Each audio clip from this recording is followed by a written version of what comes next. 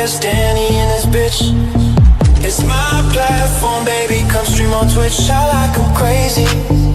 Yeah, Danny fucking rich, girls don't be lazy.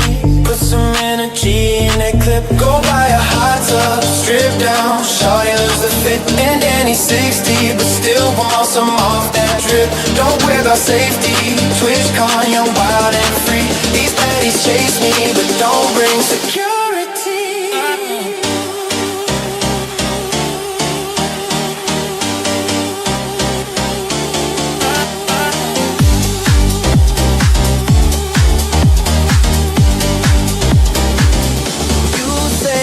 It's greedy, cause it's a 50-50 split. And I don't care that you get a 95 on kick. Don't be so needy. Yeah, it's a Gucci coming hit. If you're not happy, you can always leave it quick. Cause we got baddies, that's the most important bit. Come round and blow off. Yeah, right here it's live on Twitch. It's a softcore side. We got the girlies getting lit. Take all your clothes off. Get down and flash your tits.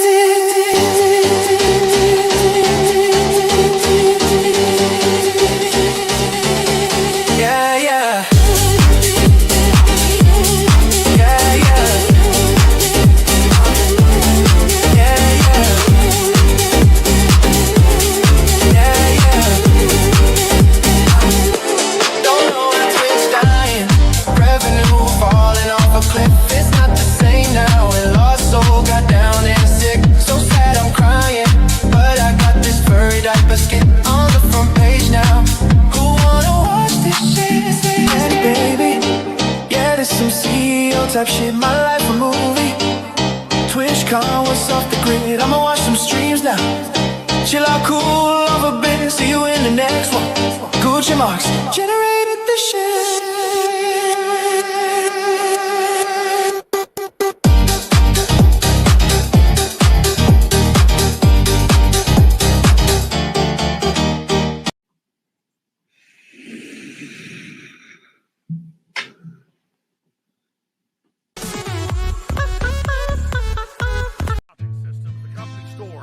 Paradigm of absolute control. And that's why we're just out here doing simple things, pointing out that we're meant to be in nature and be natural. And this is where we find the source that God made to transcend the New World Order. And that's why they want to try to keep us out of it. I'm angry. I've had enough of these people. They're a bunch of Christian murderers, scum. They're on giant death factories keeping babies alive. Selling their body parts. What more do you need to know about these people? I go out and face these scum. They literally crawl out from under rocks. They have green looking skin and they run around screaming, we love Satan, we wanna eat babies. I have them on video. Hillary's in the creepy weird sick stuff, man. She sleeps in the same room with that creepy weirdo woman whose mother wears a hood over her head. What the hell? That woman number one is ugly. Imagine how bad she smells, man.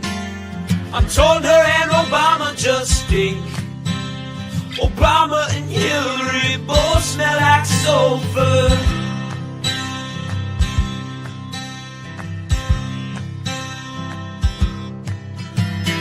Literal vampire pot and the goblins are hobbling round coming after us. My spirit gets close to that evil and I feel it go.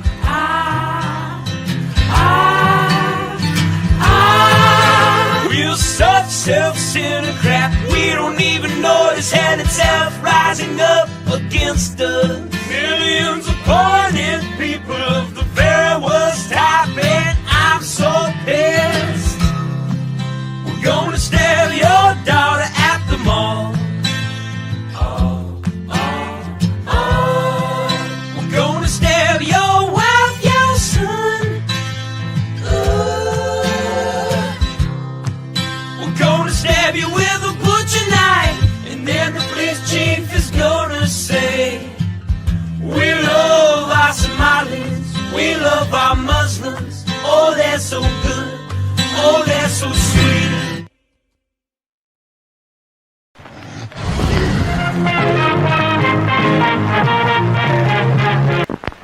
X. Persons under 18 will not be admitted. In a world where a checkered flag is just the start, meet Ryan Wheeler, the would-be champ who seems to have run his last lap. But when a mysterious figure offers Ryan a dark bargain, promising the throne of speed, he strikes a deal with the devil that will make him ride and die. From ball-busting YouTube sensation and Arca Menard's NASCAR breakout racer Cody Dennison comes his first kick-ass comic creation. This won't be your average ride. It's a tale drenched in bone-chilling horror, soaked in violence, and wrapped around the curves of both the track and the sexiest women that'll make you forget the road ahead. Experience the race of a lifetime, or the damnation of your very soul. Will Ryan outrun his demons, or will he burn in the fiery pits of hell? Don't miss out. Get Cody across the finish line. Back Ride and Die on Indiegogo.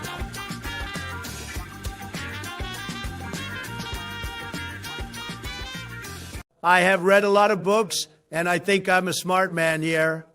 However, there is one book I'm really excited about.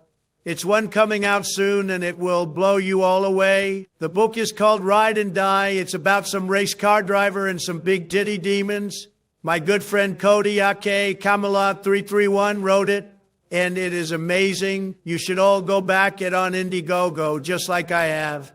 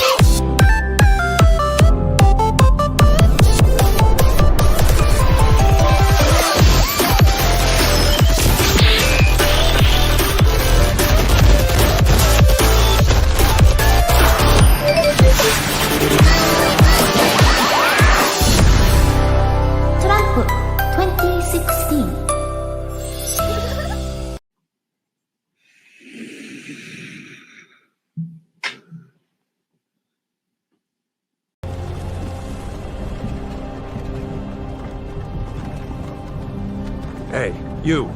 You're finally woke.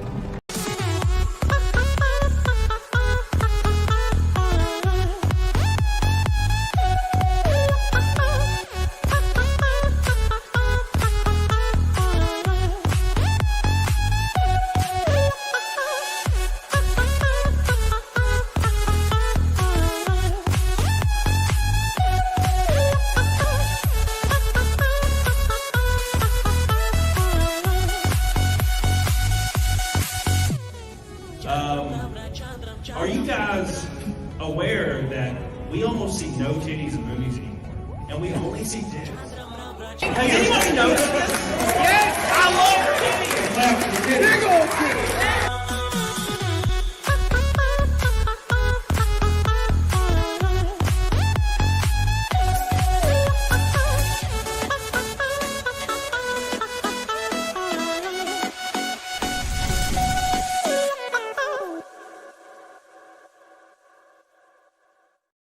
What's up, you big old bitches? It's a damn, what is it, a Wednesday? It's a Wednesday, I think. No, it's a Thursday. I actually don't know what day it is. I think it's a Thursday. It's a Thursday. It's the first of 2026, the first stream of the year. Hope you guys are excited as hell because we're going to have a lot of fun. Make sure you guys hit that like button before we even start here so the algorithm doesn't throw me in the trash like it's already done. Give it some love, boys. Don't forget, we got a lot going on right now. We're going to be talking a little bit about the Minnesota Daycare disaster and how it's gotten worse and how people are defending it, which is the wildest thing in the world. We got a lot of videos on that.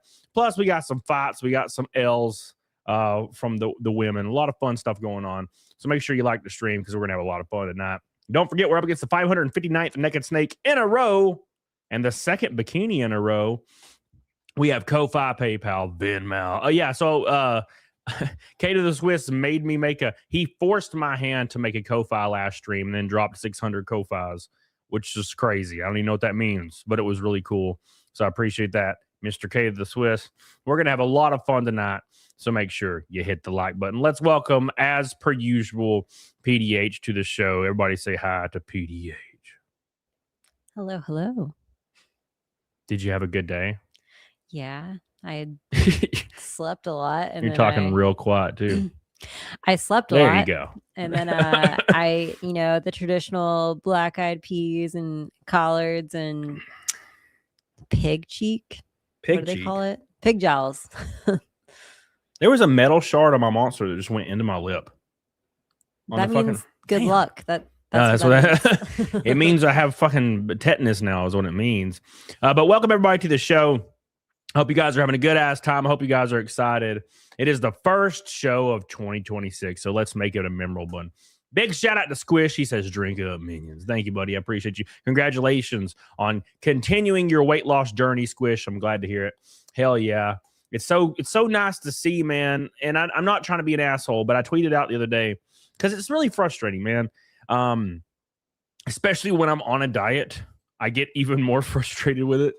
But I see people like, and I use Boogie 2988 as an example just because it's an easy example. And I'm not overtly shitting on my boy, but if you struggle to lose weight, like you're 400 pounds for 30 years and you're like, I've really tried. It's fucking pathetic. And it doesn't make me feel sympathy at all when you're 45 years old or 48 or 50 or 30. I've just tried for you. I just can't do it.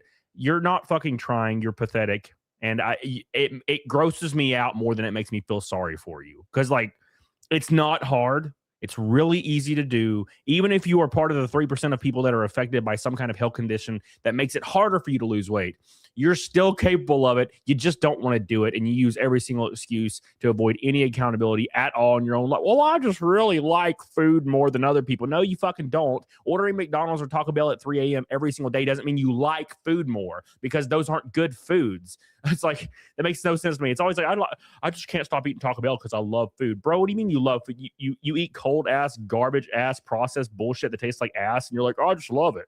I love food is what it is. You don't even eat gourmet food. I don't know, man. I'm just so tired of that shit. I'm tired of people, I can't do it. Why don't you just fucking do it? I'm just so confused.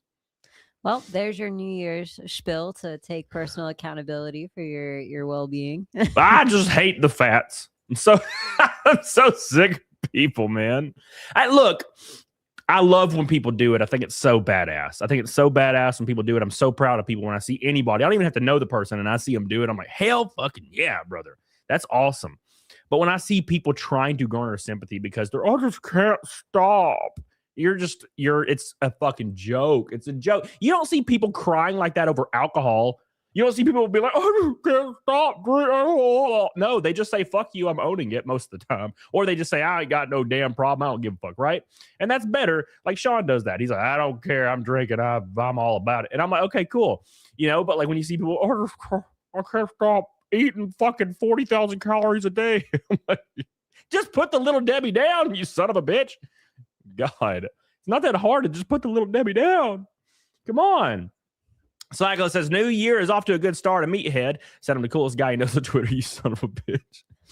Fucking Slagless did the thing. He did the thing that just like gets under my skin on Twitter today. He said Halo's mid, and it's always been mid. And I'm just like, I just fucking can't right now, man. I can't do this today. Like saying Halo 1 and 2, and I'll give you 3 a little bit too. 3's fucking awesome. But like saying Halo 1 and 2 like is in the mid category. I just like lights me on fire. As if I needed more ideas for rage baiting Cody. All I gotta do is say Halo is mid.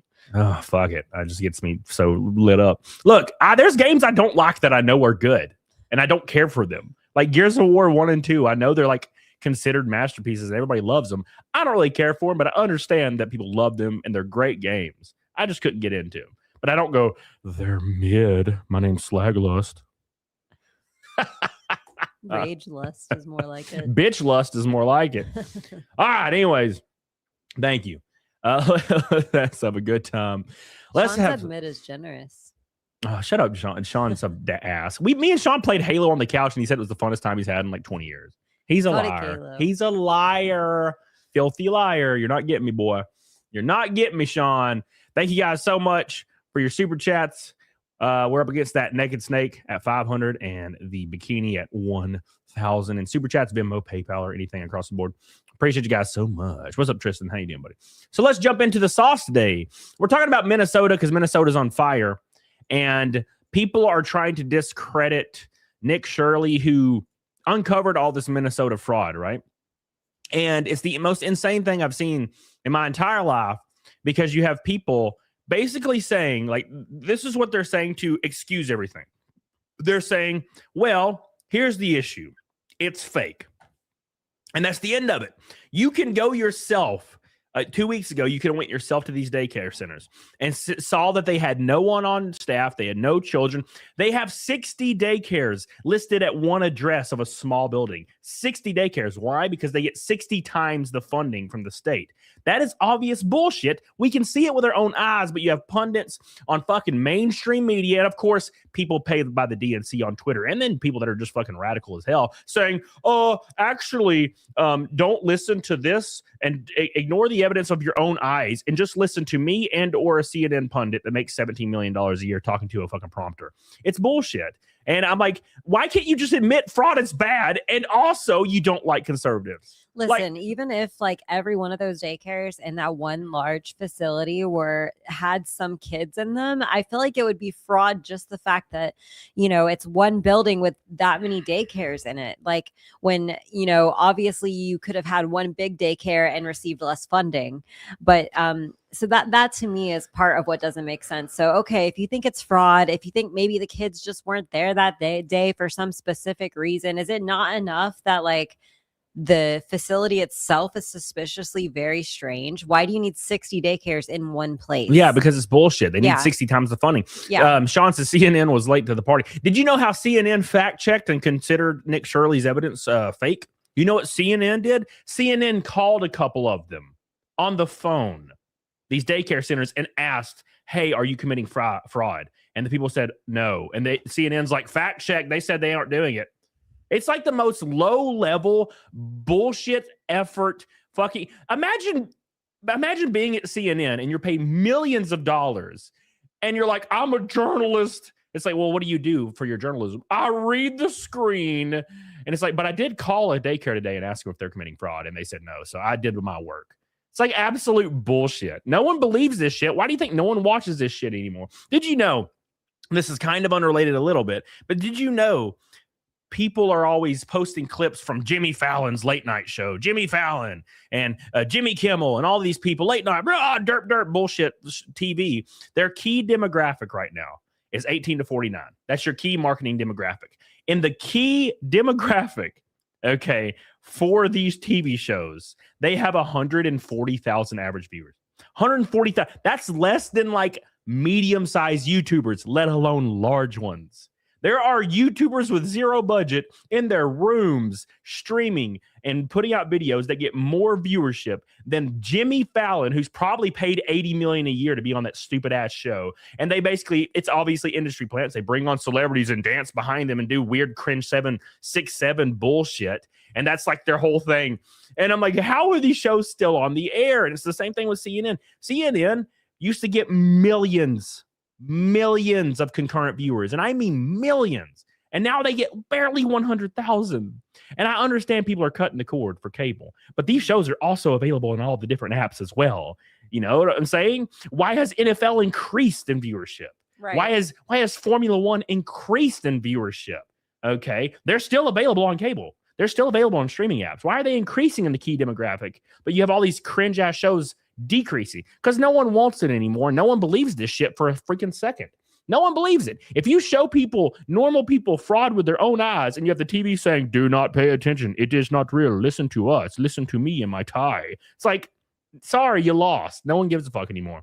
I mean, we've also reached a point in society where, like, it does not matter how much proof you have. If the truth does not align with people's views or what they wish, things to be like, they just decide not to believe it anyways. It doesn't matter how much proof you have. Yeah, and they'll go as far as just, they don't even say the fraud's fake. They'll just say Nick Shirley's gay or something now. This is how far we've fallen. Danny, they'll just say he's not an actual journalist. Oh, right? And you just that's guessed it. everything. You just guessed it. They're like, oh, well, nothing he says or nothing he filmed can possibly be correct. Like, yeah, you know what's crazy, Sean, about that? You said corporate media is there for money, not journalism. You know what's weird? Turn on CNN or like Fox or something in like 1988 or like 1993, and there are pundits on the ground in like war zones with helmets on. You can see fucking people running around and they're talking to the mic. Where did that go? That's fucking gone. Why? Because they're getting so much money to just read off a teleprompter and put out whatever propaganda, whatever billionaire and or corporation, or most likely an overseas shadow government sent to read off their prompter for that day. Read this off. Read this off. Our deficit, it was estimated. Keep in mind, there's trillions of dollars, like there's a couple $1 trillion every single year brought in through income tax from the IRS federally, right? It was estimated today that 1.5 trillion of it is fraud. 1.5. That is, did you know that the bottom 50% of earners in the US pay less than $300 billion in income tax? Right. 1.5 trillion is fraud. We're just giving our money to people and expected to give it or go to prison. That's where we're at right now. And we can't say no. We just go to fucking prison. Danny Vox says, I started my diet back today. I hate vegetables, but I'm eating ones I do like and having white rice and chicken. Boring but healthy. That's what you do. I don't eat vegetables at all. I just eat white rice and chicken. So you're right there with me. Vegetables, I love gross. vegetables. I like vegetables when they're in a pot roast. You got to make them right? Like all the healthy food can be so delicious if you just learn how to cook and season it in a way that's still healthy. Yep.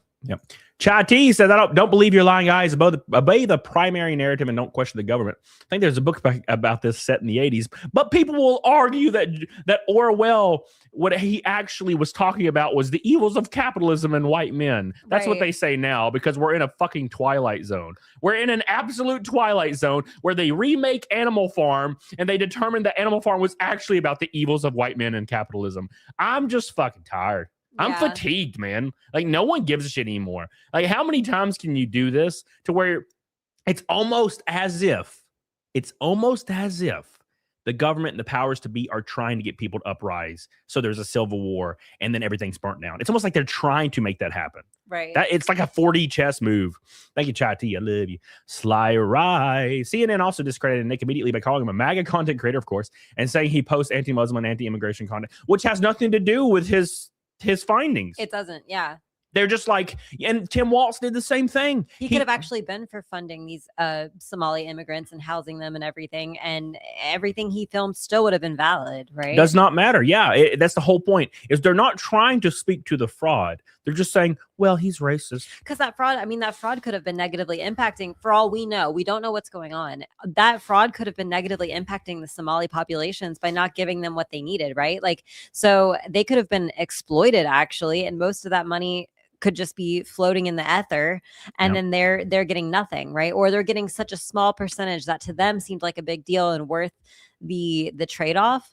I mean, like, we don't know how they were handled or like what they were told, right? So like, he could have actually been making these videos as a proponent to support the fact that fund money wasn't going where it was supposed to, right? Yeah, well, that's what they always do. Tim Waltz did this. So Tim Waltz was finally asked about the fraud in his own state. And he said, well, the YouTuber that did it was racist and a white supremacist. They really think they can say this shit and people are going to like roll over and believe it? Sadly, they kind of are. I don't understand. What needs to happen federally is conservatives. And I've said this 100 times, conservatives are not they're reactionary. They're not proactive. Right. It's so frustrating. They need to put through something right now. And I mean, fucking tomorrow, of a voter ID requirement for the entire country, bar none, right now. Right. because in Minnesota, you were able, that people were able to go in and claim up to 8 people per vote. And that's one thing that I feel like I've never understood why that's up to the states. Why is so most things I believe should be up to the state where you can, right? But like why is whether or not a voter ID is required or how votes are allowed to be counted, why is that I'm like delegated to the states as to how they want to handle it when it's a federal election? That's never made sense to me. Yep, 100%, 100%. Corruption makes my sock puppet sad, Holly. Well, I appreciate you so much. We're going to pull up the first video of the day so you guys can get a feel of what's going on and see how people are discrediting this Nick Shirley guy for his absolute legit journalism. It's been a long time since we saw real journalism, and that's why 150 million, probably 200 million people now have seen the video on Twitter because they're like, holy shit, this is real. We were actually seeing something real for the first time. It's been a long time since we saw this. And now, of course, normal, corporate media is pushing back like, no, we were in power here. Bro, you haven't been in power in 10 fucking years since Trump won the first time. No one gives a shit about no corporate media. All right, here we go. Let's pull it up. Appreciate you. Ooh. Yeah, Sean. And whether you're for somehow, I still think you're kind of dumb if you're for taxes. But even if you're for or against taxes, I think everybody can agree we need to remove them for either a temporary or permanent period to fix all this fraud because it's too far gone and people are struggling. Bro, I can barely outpace my property tax raising. I can barely outpace it. And I don't make tiny amounts of money. I do pretty well, but it's so hard to just outpace my property tax increasing 100% every freaking year or 30% or 40% every single year. And then your federal tax comes in, it's 10, 15, 20 grand off the top. It's almost impossible to outpace. Yeah, I'm not even doing that bad. Imagine if you were living paycheck to paycheck. Like, what the fuck? You can't own a home. Yeah. Are you shitting me? You're paying. I mean, that's probably exactly why the elderly people in our neighborhood are being shoved out. Yeah, they're all moving. They're all selling their house and getting the fuck out because they probably moved to somewhere that has lower property tax because our property tax is so expensive. Or like a cheaper home. Yeah, because they probably bought their homes years ago and now they can't even afford the property tax. Yeah. To give everybody an example of my property tax, and I'm sure a lot of you can totally understand this. My property tax was $600 about 10 years ago. About 6 years ago, my property tax was $1,600. My property tax is about to hit $10,000 now. What happened? What happened? It should be illegal. But that's local too, though, right? So yeah. Well, what's going to happen in 10 years? Is it going to be fucking 50,000? Yeah. Is my mortgage going to be $9,000 from here on out? Like, what's going to happen? Because eventually you'll just have to sell. See, that's the thing that's really frustrating is so for taxes, there's so many levels of government that you have to fight to keep taxes off your back. So like property taxes, obviously like county, right? So you would have to be involved in county politics to keep county taxes off your ass. You have to be involved in state politics to keep state taxes off your ass. You have to be involved in like federal politics to keep federal taxes off your ass. And it's like, how many times do I have to be involved in one sector or another of government in order to keep my money? Like, why do I have to fight off all these different things? Like, yeah. I don't understand how counties can levy taxes. I don't think that's right. Yeah, I agree. Sean says it's not just the Dems, Billy. Yeah, and Sean's right. It is not just the Dems. But here's the issue. Here's the kicker, right? Is the first conclusive evidence that we have, black and white, is obviously from a Dem state, Tim Walz and all the people involved in that. That's one thing. That's number one. So he needs to be made an example of. Pet taxes need to be paused for, I would say, up to 5 years would be a decent amount of time because government works at snail pace. So 1 year is not going to work. I don't agree with that, Sean. Now, that being said, that's number one. Number two, yeah, it's probably happening in a lot of states, but here's the kicker. Democrats completely adhere to illegal immigration, or they call it immigrants. They take the illegal off the front because they don't believe it's illegal. Therefore, that's how they rectify that. They make it to where these people can get free driver's license without any documentation in Minnesota, so they're able to vote in Minnesota. So you have all these undocumented people in Minnesota just voting for Democrats to give them free money for their daycares. So right now, it's already fucked up. It's already fucked up. So they need to be made an example of. So the other Dems and the other conservatives everywhere put it into it immediately, overnight. Everybody needs to get rid of this shit. because taxation is getting too insane. You know how many people died brutally so we wouldn't be taxed in the 1800s? You know how many people died brutally for that shit? And then property tax came in 1860. Around 1860, property tax came in almost around the entire country. But here's the kicker. We weren't paying income tax then. Right. Income tax didn't come in until 1918. And it was supposed to be temporary for like 3 years. And now we're paying property tax. And now we're paying income tax. And we're paying state tax and local tax and gas tax. And every tax you can. There's like 18 different taxes. And it's too far gone. And we need to put an end to everything. And I don't know what we're going to do about it, but something needs to happen. And politicians just sitting around yelling at each other or tweeting about it's not changing anything. Conservatives need to do something like tomorrow and light everybody on fire and put it. At least the first thing they should do is pause the IRS for up to 5 years. I think that would be a bunch of liberals are going to think you mean literally lighting people on fire. Yeah, I know. That's what they do. But they need to pause the IRS for up to 5 years. I would prefer they abolish it completely, but maybe they pause it, reevaluate it, and then abolish it. Or go from there, maybe the bottom 50% of earners no longer pay taxes, something like that. Right. And then they need to arrest every single person involved with fraud. Oh, we don't have any evidence you're directly tied to this fraud. You're the governor. You're the first line of business. If I'm a store manager and something happens at my store where we lose $10,000 in shrink, but it was somebody else's fault, they fire me. They don't fire random people in the store. Right. They don't fire customers. They fire my ass. And that's how it needs to be. They need to be brought up on charges or at least taken out of office. Very, very minimum. Everybody needs made an example of. And then there needs to be voter ID laws immediately federally across the board, you know? Anyways, Sly Rice says Tim Watts also made it legal for any resident, not citizens, to get a driver. I just talked about this. In his state, a driver's license is all you need to vote. We're cooked. Yep. 100% Sly Rice, 100%. Thank you, brother. I appreciate you. We are now a 10th of the way. That's not good math. We're almost a 10th of the way. Pretty close. I just ain't good at math because Alabama education was pretty low on my ass. You know what I'm saying? I actually watched a reel today about presidents that actually paid off the national debt. And at that time, what they were doing, there was no income tax. It was tariffs, right? So Andrew Jackson was one of those. And he completely paid off the national debt using tariffs. Yep. Right. Yep. And the whole point was that, you know, with tariffs, it drove American industry and made us richer than we had ever been. And it was none of that was from income tax at all. So I think it's inflated. I think the whole deal is the inflated debt. It's now so high that it's almost unfathomable. Right. So when people say, when like Trump or somebody says the word tariffs, meaning to go, you know, towards taking down this deficit, right, people are like, well, that's not realistic. Because the deficit's so high, and it's so high because of we've been in a 20-year fraud fucking state. Right. So now it kind of seems like that is a legitimate point. It is too high. Like the deficit is too damn high for us to start chipping away at it. But I mean, when Andrew Jackson paid it off in like the 1800s, it was like 60 million, which I know like today. By today's what is 60 million in 1800s? What would that be compared to today? Let's see. Infinity logo. The infinity logo, right? You know what I'm saying? You know what I'm saying?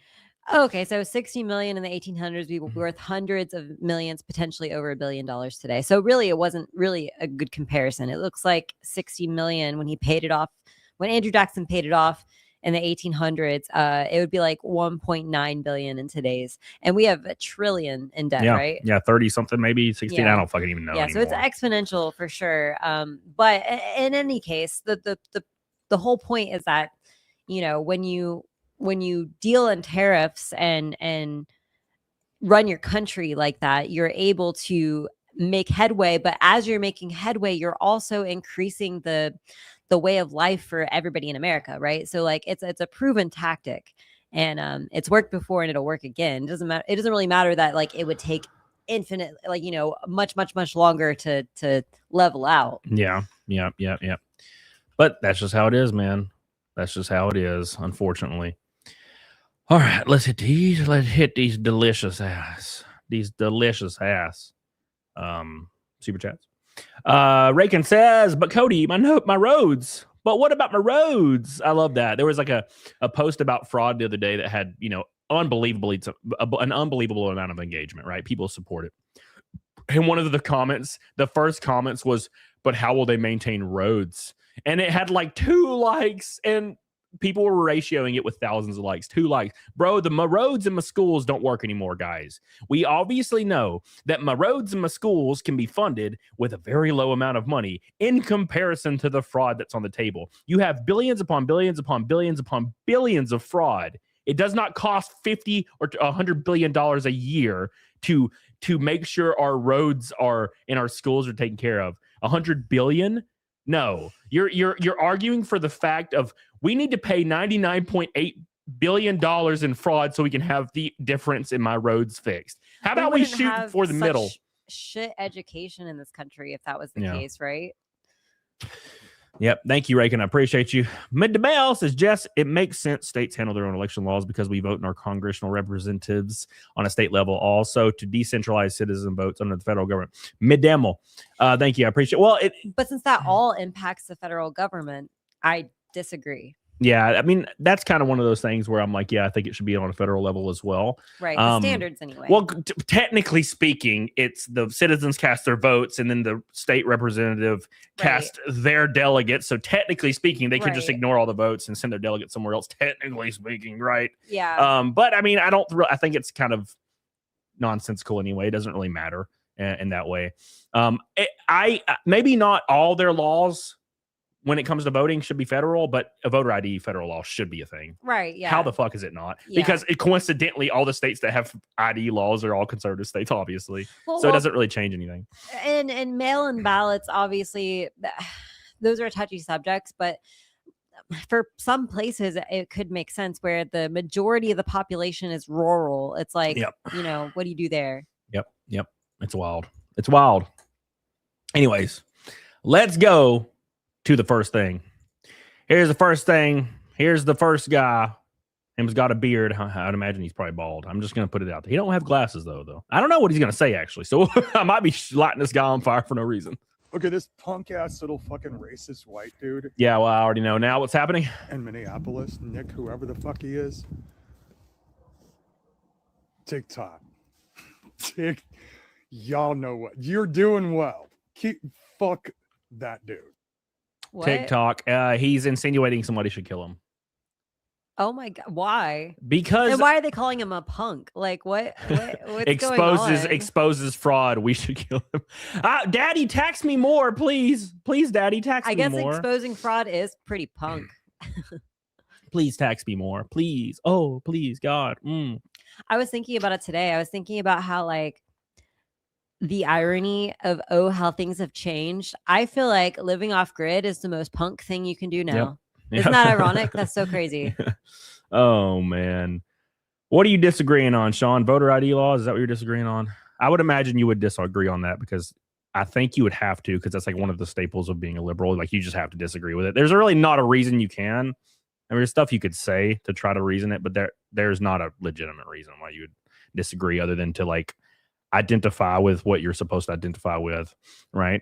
For example, I am pro-choice, and I don't think abortion should be legal. Liberals agree with that. I can do that in 2 seconds. It's not fucking hard, right? But like a lot of people can't do that. I've never understood it. Like they can't give an inch. They're like, I gotta fucking agree with whatever fucking I'm supposed to agree. I have to agree. Did you just say you don't think abortion should be legal? I don't think it should be illegal. Oh, right. Yes. Yeah. Right. Yeah. So. I mean, like, I'm like kind of the weird opposite though. Like, I don't think abortion should be illegal, but I also don't agree with it. Yeah, sure. I mean, I don't. Yeah, no. I mean, okay. I don't necessarily disagree or agree with abortion. The only thing I have a problem with is the verbiage.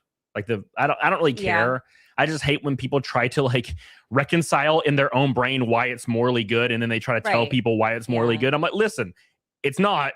You're doing a thing, but you're doing it, and that's your choice. But like, stop trying to make me like sympathize with your morals, like your moral reason for doing so. I don't care why you did it. You don't have to prove to me why you're a good person or blah blah blah. You did it. Who cares? And let's move on. We don't have to say, oh well, it's actually technically not a lie, so it doesn't matter. It's like, fuck it. It would have been a 30-year-old guy 30 years from now. Yeah. You know what I'm saying? It's really funny. It's like people have to jump through all these hoops in their brain to make things work, and it's like it's okay to say that you don't agree or you don't like something, but you don't think that people's political solution is the correct one, right? Yeah. So like, you know, you don't have to think that something is okay Mm-hmm. in order to think it needs to be illegal. Yeah. Right? Like Yeah, you can sure. say I don't like this, but I also don't want it to be illegal. Yeah. Puckanese says it shouldn't be used as birth control. I completely agree. So it goes the same way with porn, right? Right. So like you'll have all these conservatives who, and this is how always happens when conservatives get a little bit of power. Like they get the power back a little bit, and then they start going to that direction. They're like, oh, I don't think we should. I'm not in favor of banning all these things, like blah blah blah. And then as soon as they get power, they're like, we need to ban porn immediately. I'm like, shut the fuck up. Like I don't. Yeah. Stop with the whole we need to ban things. Hey, look, okay, maybe porn is people that get addicted to porn definitely a terrible thing, and I mean, we're not going to go back to prohibition days. We're not going to ban alcohol. Like, yeah, well, like come that's on. my thing is like it's people's own choices. Right. Let people have their own choices, and if they suffer from those choices, they suffer from those choices. Right. But it's like every time any party gets control, they're like, we need to start banning these things. And I'm like, well, how about you just fucking do what you say you're going to do first before you move on to the furthest thing you can fucking think of. I mean, like, so to be fair, like in recent years, I feel like the Conservative Party has not done that really. Yeah. Like they overthrew Roe versus Wade, and everybody was freaking out, even though all that meant was that the states then could decide, right? Yeah. So it was like they were actually relinquishing the federal government control there for that. They're actually relinquishing it and saying, okay, we're not going to control this factor. You guys figure it out, right? And so, you know, I feel like in recent years, at least the Conservative Party has been erring on the side of like, let's not control things that we shouldn't be controlling. Yep. We got a $5 on Ko-Fi, by the way. I seen it. Oh, it's old a chai tea. Thank you, baby. I appreciate you coming in on the Ko-Fi. Yeah. Right. I mean, the porn argument, we can end it with this. Because Sean drinks 20 Keystones a day, should we ban alcohol for people that don't drink, but like maybe once a month? No, but we should ban Keystones from Sean. Yeah, I agree with that. But like, you know, a whole federal law just for Sean. We need to save him. All right. Chai T says the issue for abortion is it became an overused contraceptive, dehumanizing the infant, and make it seem moral and not a novel procedure. Sure. I just highly doubt that anybody was commonly using it for birth control, though. Like, I know that's like a narrative. Like, there are like a few spin, people, yeah. But I don't think people understand how expensive and like painful it was, right? I mean, like there was Planned Parenthood, which made it more accessible, but it's not fun. Even taking the Plan B is not fun. Yeah. So, I mean, I don't know. I mean, there are some people, right? I mean, Right. obviously it's not generally what people would do, but there are different communities that definitely use it. There's always going to be someone who does some sure. dumb shit. You Yeah. know what I mean? Like, sure, there's Yeah. going to be someone who was doing it just to prove something. I don't know what, but yeah, I'm sure they had some idea in their brain. But yep. Oh yeah. Donna says voting when I was able to vote, you would sign your name and they match it with your registration so you can then go into the voting booth. It depends on where you live. Some places you have to have your ID, you have to be a citizen. In some states you're not allowed to even show your ID. Like California, you got some weird things going on. I think everybody's been asking for voter ID. Conservatives have been asking for voter ID. Conservatives have power. It's time to put it in place. I don't see it being as a big issue. If it becomes an issue and oh God, like somehow there's negative ramifications for it when liberals get in power, fucking do what they want to do. But you're in power right now. Do what you say you're going to do. We need to do something. I've talked to Sean about this. Sean's always like, yeah, I agree to disagree, blah, blah, blah, semantics. And I'm like, look, we need to take a swing at something at some point instead of just being like, nah, well, we got these people in power now, so we're going to change your taxes. Your tax bracket's going to go down 2%, and you have a 1,000 write-off fee, and nothing fucking changes. Nothing changes. There needs to be giant fucking swings at everything to see if something changes, because doing small little bullshit things and arguing over semantics doesn't really do anything. It's getting annoying. It's getting tiring. Abolish the IRS. Put voter ID laws in place. Fucking do something. Do something. For the love of Jesus, do something. Yeah. Oh, my taxes went up 2%. Oh, we put it down. Now you get a tax credit. Oh, you buy a new car, you get $4,000 tax credit. Oh, now you can.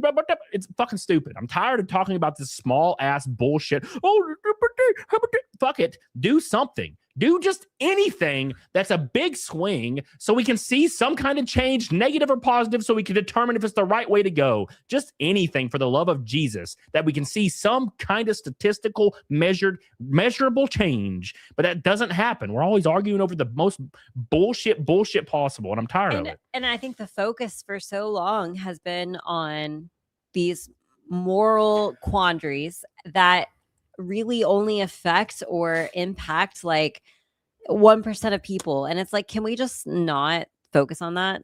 And people are so worried about losing their rights or whatever. And I'm like, can we focus on really what matters? Like for each normal person, like day to day, like do what Japan's doing.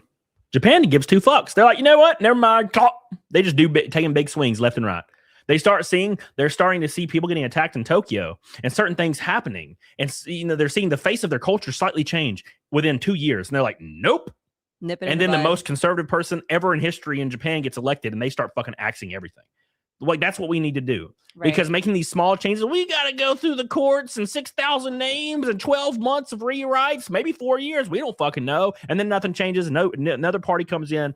They put up something due to healthcare. It doesn't work. It gets rewritten 8 times. Now everybody's healthcare is fucking 10 times more expensive. Nothing changed. Everybody's struggling. I'm just tiring. We need to do something. The one time the left tries to take a big swing and it just completely fucking flops, like with Biden, like Obamacare. Yeah, I remember when obviously I voted for Obama when I was a teenager. And I was like, dude, this Obamacare is going to be great, right? Like, I pay $31 a pay period and like maybe that'll decrease. This is going to be cool. And then obviously the scare tactic that I thought was a scare tactic was it's going to increase premiums. I'm like, oh, that's just conservatives doing their thing, right? And then my premium went up 900%. Yeah. And I was like, oh my God. And then I realized what was really going on, and it was all bullshit. And I felt really bad. I was like, well, that was stupid. I got fucking got. So it happens, But then people will explain it. Well, actually, it was Obama. That's because you were covering 900 other people's health care. It was actually, it was conservatives that were pushing back against it that made your premiums go, oh, give a fuck. I don't care. God damn, I don't give a fuck anymore. How are you gonna give so many people free health care and it not be paid for by someone else who works in the working force? Because it's not going to come out of like any real fund from the government. You don't get money back from the government. It goes in and it never comes out. How you doing? Scott says I helped Nick with the daycare info. Remember, for 13 months. Hell yeah, dude. Congratulations. Keep it going. Make sure you guys like the stream. I appreciate you guys so much for all your love. Get the hell on it, dog on it. Let's hit this video. This lady says the quiet part out loud. And I do see some signs over here that say stop fraud, and I agree, stop it. There are wait lists for these programs that are years long. There is fraud, Oops. She's like, fuck us. She's not supposed to be saying there is the fraud. The fraud's actually real, because the whole point is she's supposed to be going the other way about it. She goofed. Probably shouldn't let her speak on that. Let's be completely honest. That is probably not the right way to go. I don't know what happened there. Yeah, she was supposed to be going against what was going on, and then she just kept saying, oops, there's fraud. Yeah, there's fraud. Oops. But you're supposed to be calling Nick Shirley racist, therefore the fraud's irrelevant because he hates black people, right? Well, I mean, I know there's fraud, everybody, but did you know the guy that uncovered the fraud, I heard that he hates black people, therefore the fraud's okay. It's like there's a fire in a building, but the person who's screaming fire, telling everybody about it, is like a white male. So they're like, no, we don't believe you. We're just going to burn. Well, you know how it is sometimes. Oh, shit. It happens, man. It happens, man. Anyways, yeah, I saw that Horde 7 on Twitch. Somebody broke in and stole that the paperwork from that Delirium Center, or was it another place? I don't know. Make sure you guys like the stream. Chai T says Planned Parenthood, established by Margaret Sanger, was a racist eugenicist that inspired the policies of 1940s Germany. Procedures should only be medically necessary, safe, legal, and rare. Sure, I can't disagree with any of that. Thank you. I love you. I love you. Thank you. All I know is like the more I see fraud, the more like frustrated I get that we're all just paying taxes for no reason, and there's still people defending it. There's still people defending taxes right now. And I'm just like, can you just stop being fucking partisan for 2 seconds? Can we just stop? Can we just agree that this sucks? It's like, but my roads and my schools, though. It's like, oh, God damn. It's like you're a fucking Woody wind-up doll. There's a snake in my boot. But what about my road to schools? What about my road to schools? What about the military industrial complex there, Andy? What? It's fucking... The only thing that I think that makes sense to keep as far as like where money goes to the federal government would be actually defense. And you know why? Because we make money off of that. Yep. That goes in and then more money comes back from that because it goes to funding. Like we are literally producing weapons and selling them. So like we're making money in that regard. And also it's creating like tons and tons of jobs for people in America. Yeah, but the budgets are overblown as fuck though. I guess. I mean, only like 20% of income tax goes to, but the budgets are crazy, right? And they're actually doing a major overhaul. I mean, Trump has made it to where they're doing a huge overhaul with how acquisition happens. So it's all being revamped in order to cut out bloat. But yeah. I mean, my issue with the whole thing is there's all these cutting out the bloats. There's all these talks of tariffs, and we do have, I mean, like his impact has been huge. I mean, it's like everybody's been talking about how this is the most change that they have ever had to figure out and deal with in their entire careers, as far as people in the Department of Defense and contractors and people in the Army. Like everybody is just like spinning their wheels trying to catch up with all these huge changes that have happened. So like, I mean, as far as getting something done, something's been done. We don't really know how it's going to turn out yet, but well, that's my whole issue with the whole thing is yes, there's stuff being done. Yes, there's people who are saying, well, this is so much. I've had to navigate so much in my industry. I totally get it. But when is something going to change for people? Right. Yeah. That's absolutely. like, we're all waiting patiently. So is anything going to happen? Is anything going to happen? It's like, well, we passed a no tax on tips. Doesn't affect anybody. It's bullshit. Well, we passed a no tax on overtime. Literally doesn't affect anybody. It's bullshit. It's all bullshit. So I think those things just moderately impact the average person. Moderately. I mean, the no tax on overtime doesn't impact anybody. It's bullshit. No tax on overtime. There's plenty of people that work like consistent amount of the no overtime. tax on overtime is federally and state restricted. So it doesn't it's only for like Medicaid and like Social Security. You still have to pay federal and state on that overtime. It just it's what is the word? It's federal and state not included, basically. Okay. It doesn't cover federal and state. So it covers the other one. You're getting changed. You're getting like $6. Yeah. Yeah, you're getting changed. Yeah. It's complete bullshit. So it's it's meaningless. Yeah. And the no tax on tips is just $25,000 tax write-off. There is still tax on tips. It's a write-off. You're still filing your taxes upon it. You're still claiming the money. And give me an example of somebody that makes less than $25,000 a year in tips that is a full-time server that's an adult or at a bartender. Maybe if they only claim 25,000. Maybe, but yeah, that's not going to fucking happen. Especially probably a lot of servers. I mean, actually, who pays with cash though? Like that's the issue. Is like maybe 20 years ago, but now like no one pays in cash really, so they're going to have to claim all that shit. So none of it means anything. It doesn't mean anything to anybody. So they need it needs to be, the no tax on tips needs to be in perpetuity for all amounts. Fuck it. So, and it works on super chats too. By the way, it in the law it states like I think it actually mentions the word YouTubers, or it may be content creators or digital content creators that rely on direct donations, but still 25,000 is nothing. Right. That's like 3 months. Yeah. Oh God. Oh geez. I instead of me paying $15,000 straight to the federal government, I paid 13. Wow, thank you. This is stupid. Doesn't make any sense. Doesn't care. No, it doesn't matter. Right? It's not helping the people that needed help. It's all to put it out there to say we did this thing. It's like, no, you didn't really do it, because people will parrot that online all day. Because I was like, when Trump said he was wanting to abolish the IRS, and then the next day said he was working on a car tax credit, I was like, well, which is it? And I was getting annoyed. I'm like, I'm fucking tired of this bullshit. Why is he saying these things? And somebody was like, he's not doing the things he needs to be doing that he said he's going to do. And somebody was like, tax on overtime, tax on tips, ? He's doing stuff. And I'm like, here's how they work. And then the guy deleted his original comment. Yeah. Yeah. And I'm like, oh yeah, see, you didn't read, you just say shit. You don't even look into Read this the stuff. fine print. Yeah. Right.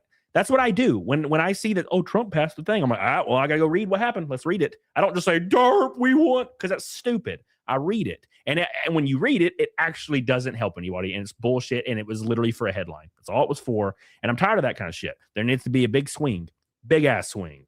Tired of it. Tired of all this freaking, we're saying we're doing stuff. We're putting out articles and nothing's happening. And time is ticking away too. So like, part of it you have to wonder is the stuff that he's trying to accomplish just so huge that it takes time? And it's like, well, he doesn't have the time, right? Like we're almost up, right? Yeah, we can't do anymore. This is what we just can't do it anymore. Like the only hope would be like if someone that comes after him gets voted into office, first of all, and then second of all, continues on the paths that he was on. Yeah. Joe Cashnall says, is tax on tips actually a law now? Yeah. So that tax on tips was already passed. But it's only up to $25,000 in tips. So basically, and it's a tax write-off. It's not like, well, the first 25,000 you make anyways, that tax bracket is small too, right? Yeah. It's like 15% or something. Well, it's you're still filing your taxes, you're still claiming the money. So right. You're still getting taxed on it. And then plus it's just a tax credit. So it's going to lower it might lower your federal liability like $2,000.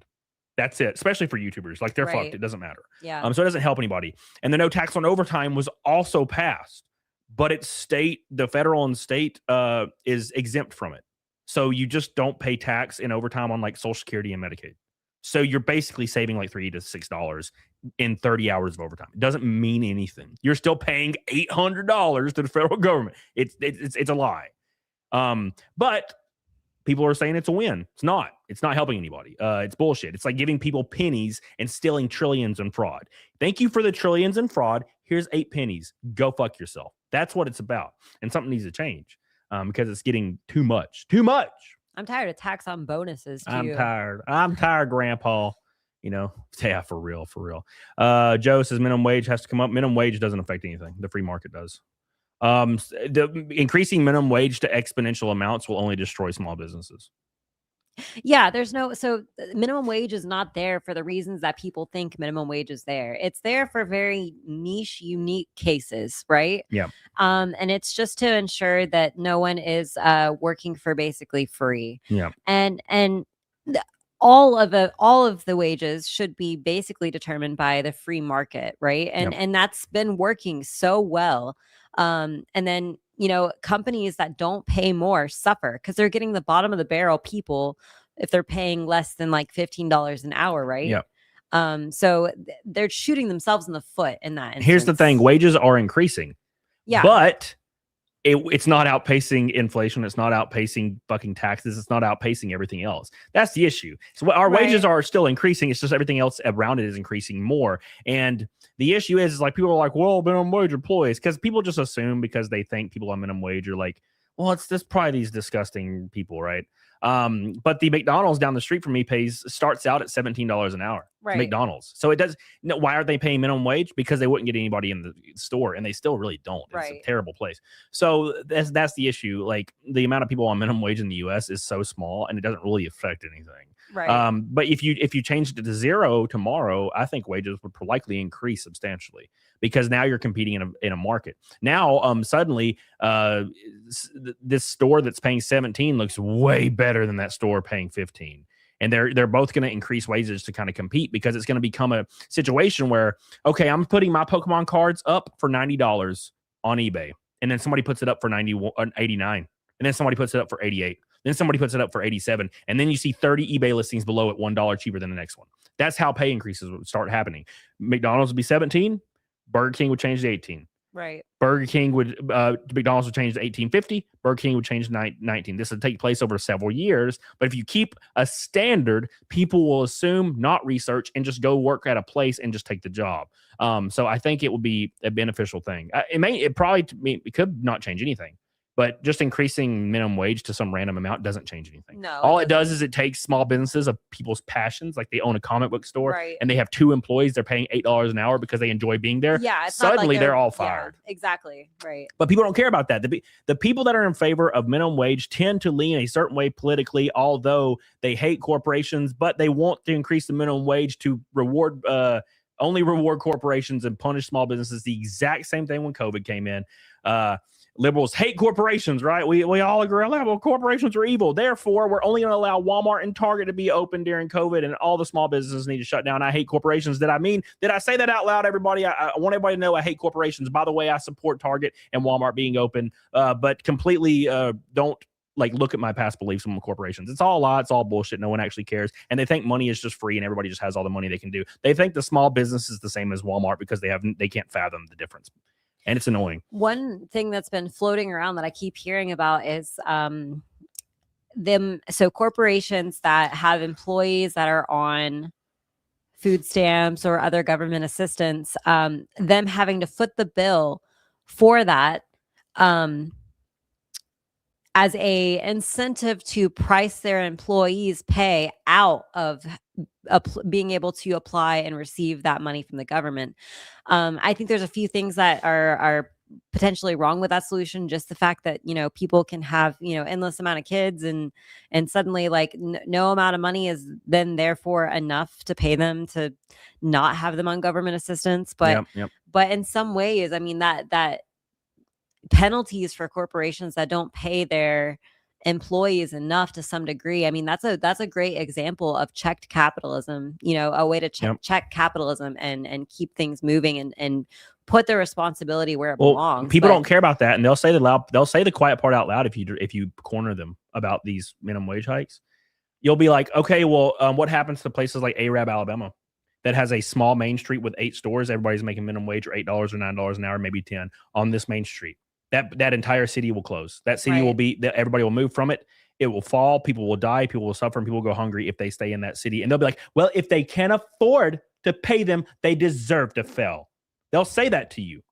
Completely going 180 degrees different from their previous belief. Right. Because they can't keep shit straight. They just say whatever they heard their favorite politicians say, and they just stick by that shit without researching or even really thinking about it at all. Yeah. You know what I'm saying? You have to be really careful with all of these things you think are such great solutions and really think through it, because there's always going to be some sort of ramification that's unintended, right? And so that's Isaac really Newton. the main difference between the liberal left or the conservative right. It's they have different ideas about how to fix the same things. They all care about the same shit. And so all this moral quandary bullshit that everybody's arguing back and forth about people being bad people, it's none of that is relevant. It's not about what is wrong with the country. It's about how are we going to fix it. And I think the Conservative Party tends to think a little harder about that. Right. They do, but then they don't fucking act. Yeah. That's the issue. Yeah.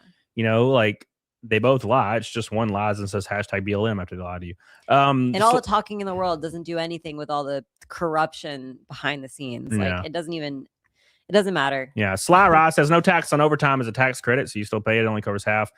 And it only covers the extra half hour you get paid on the hour, and half, and it only goes up to 12.5 thousand. Yeah, I mean, that's the thing, is that there's always limited. If they're going to do something, do it, but they can't. They just can't do it. They just can't do it because they can't part from that delicious fucking tax income that just goes directly to fraud. They can't part with it. They'll never part with it. There's people on the left that keep saying we need to tax billionaires, not realizing they're completely in control of every government on the face of the earth, every piece of soil, even the Middle East. They're in charge of these places. Billionaires will always be in charge. The elite and the wealthy will always be in charge. Stop fucking begging them to vote themselves into poverty. It's not going to happen. You're living in a fucking fairy tale. You keep saying they're bad, they're elites, they don't work for us, and they're never going to help us. And then you say, help us, never going to happen. The only thing you can do is hope that their corruption aligns with your benefits. And if abolishing the IRS helps them, it will help you. And that's the only thing you can hope for. Stop thinking politicians are going to do what you would do. Yeah, because you have the perspective, right? Do what you would do and just give everybody everything and love everyone. That's what I would do if I ran for president. I would just love everybody and give everybody everything they ever wanted. They're never going to fucking do that because you're a 12-year-old. You're a fucking 12-year-old. You need to understand that all these adults have billions of dollars floating around in every facet of their lives. And they're not going to let it go to help random ass people that aren't putting in any effort to do anything. It's just never going to happen. Okay. So that's number 2 of 2026. I'm just man. I'm tired of all this. Like, AOC cares about us. Are you fucking retarded? Are you retarded? Like, This politician cares. Like, if there are actual full-grown adults that thinks their favorite politician morally cares about their well-being, it's the most asinine shit ever. The first thing you should know about politics is none of them care if you live or die. So stop thinking from that point. You think from the next point. What could they possibly be doing that may benefit their family that might benefit mine too? That's how you should look at it. Stop being like, oh, they actually care. God, it's literally what I thought when I was 13, and there are 40-year-olds saying this. Yeah. When I was 13 years old, I thought, oh, Obama cared about me because I was 13. There's still 40-year-olds out there. They care. Derp. It's asinine, man. It's Purple asinine. of Cassius has a great quote. Thank you, Sly Rob, by the way. Appreciate you. Where is he at? The politician cares is the equivalent of the stripper really loves me. Oh! Speaking of the devil, Nixon here. I've been watching him comment for like 5 minutes now, and I've been waiting for you to recognize. Oh my God, it's so funny. Daycare me, mama. Talking to the pretty one, not Cam. Thank you, Nick. It's 20 months. God damn, 20 months. I believe in corporate punishment for children, though, Nick. Yeah. Spankings. Spank them. Something's better than nothing. Stuck in a. How you doing, babe? Look at that dog. Look at that fucking dog. Like a Boston Terrier or something. Oh, thank you. Danny Box says, confusing leftists with liberals again. Here's the issue, Danny Box. We need to change the name. We have to change the name because liberals, leftists, progressives have a very tough. They have a very tough job and a tough like personal issue where they can't denounce the people in their party or the people that align slightly with similar to their party. They don't know how to denounce them, right?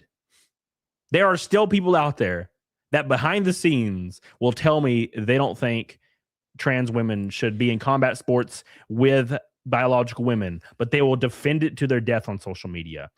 Well, here's the thing. They bully people into this bubble. Like the entire group, the spread of the spectrum on that side, like they bully each other into a tight niche bubble of beliefs, right? And so it's like get with us or get out. And I feel like that's doing them a huge disservice because you do group them all together. You do group everybody that's not on the right as one thing on the left, whereas at least people on the right, like you still see some degree of spectrum there where like there's some differing beliefs. Yeah. 100%. Chai T says, hi, Walmart associate that works 30 hours a week and still needs assistant programs. I've done the math and without taxes, I wouldn't need them. Shocking, right? Shocking. They don't care. Well, they need you on those programs because they need you to be a slave to the grind. They want you to be a slave to the grind. Their biggest fear is that you break out of that system.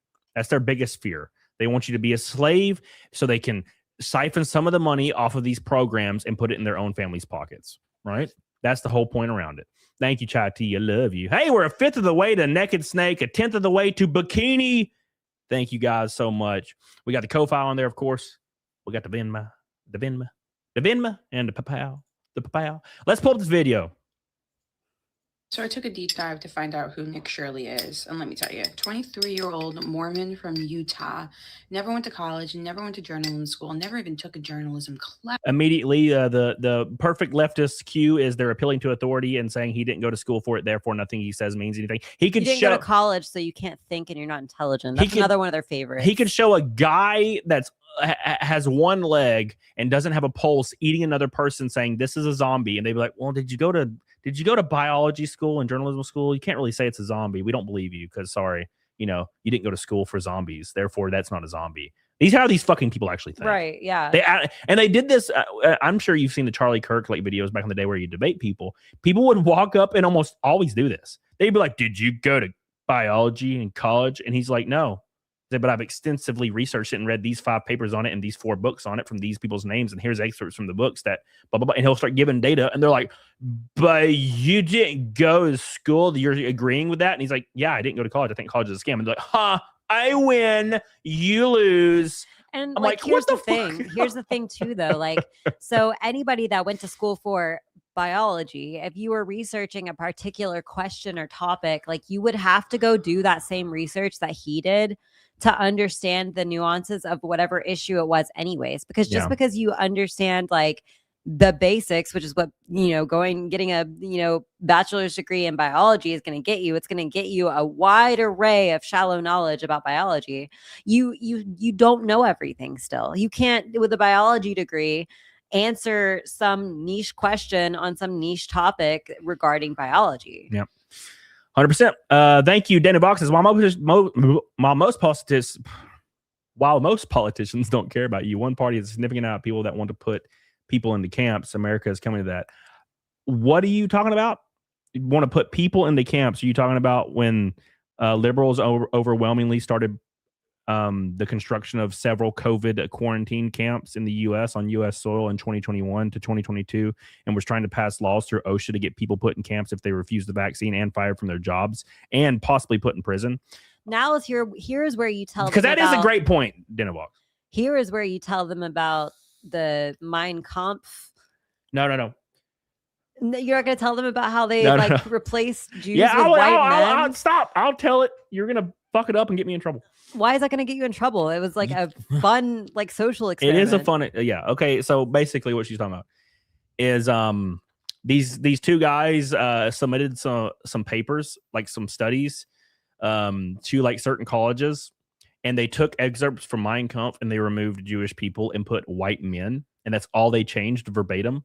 And like some of these papers were accepted as like influential.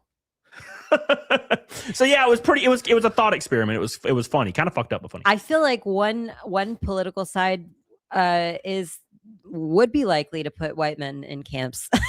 I will be the leader. I will rule the camp. How many reels have we seen where liberal women are saying that, they want to replace all white men with immigrants instead? Like they would kick out all white men from America and instead replace them with immigrants. And they just so happen to live in Kansas in a 99% white area where there's no crime. They're like, oh, see, I totally have a perspective.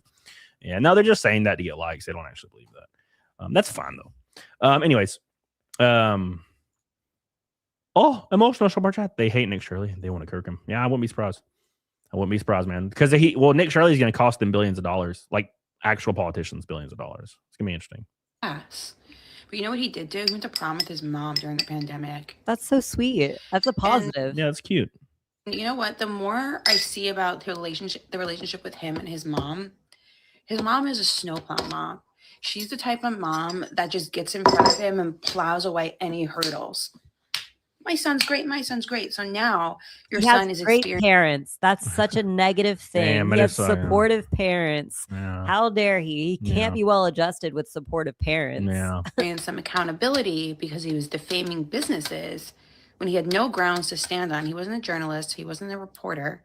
You can't just walk up to the school and be like, how many kids are here? Let me see the kids. No, you're a grown-ass man who's now going to have consequences for defamation. And the mom is up there, stop being mean to my son. No, you know what? Maybe if more people were mean to him, he wouldn't be in the position he's in right now. And you notice one thing about this video?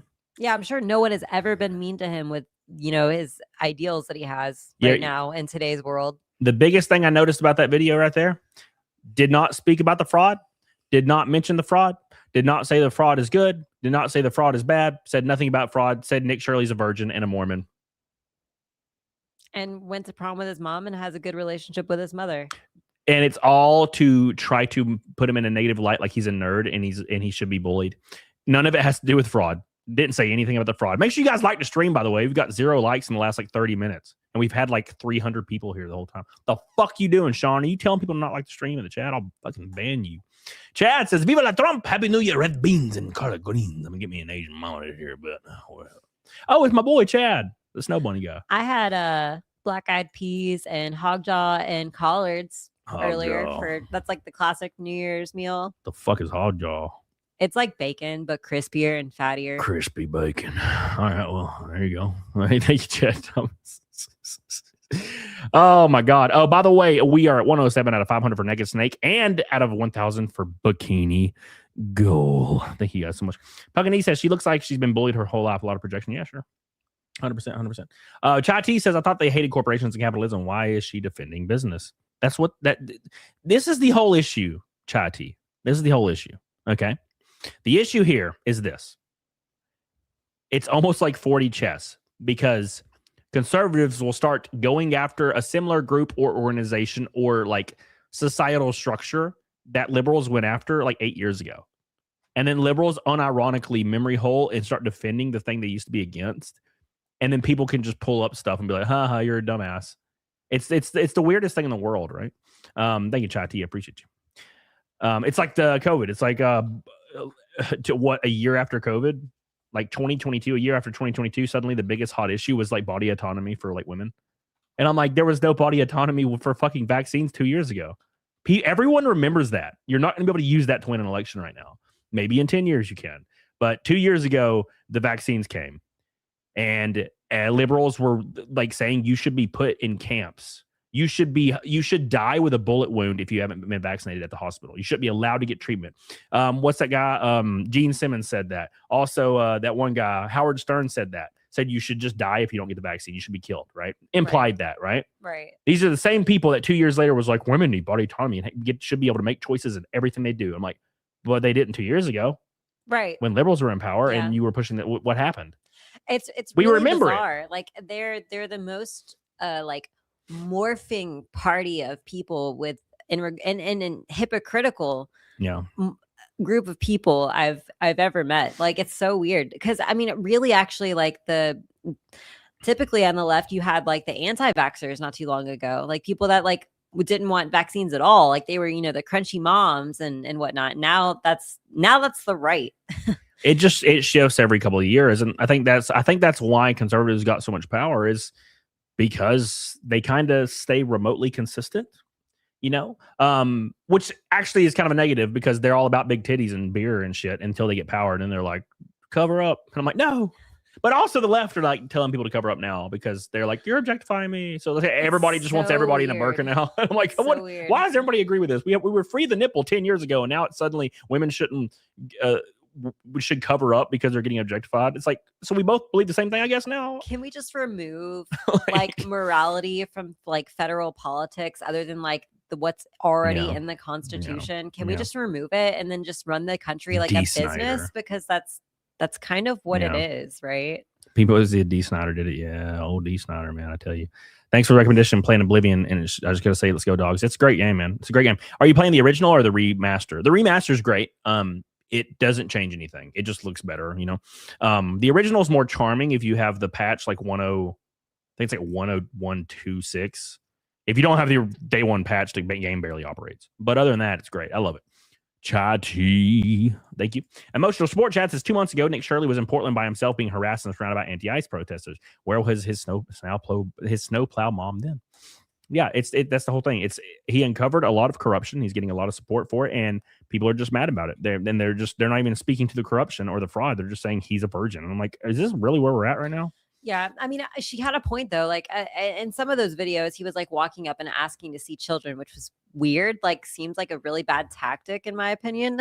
I have not watched the whole thing. And then in other ones, he was walking up and saying, "Hey, little Timmy, I need little Timmy to be in daycare." And it's like, who the fuck says that? Like, just go up to there and be like, "Hey, can I register my kid for daycare?"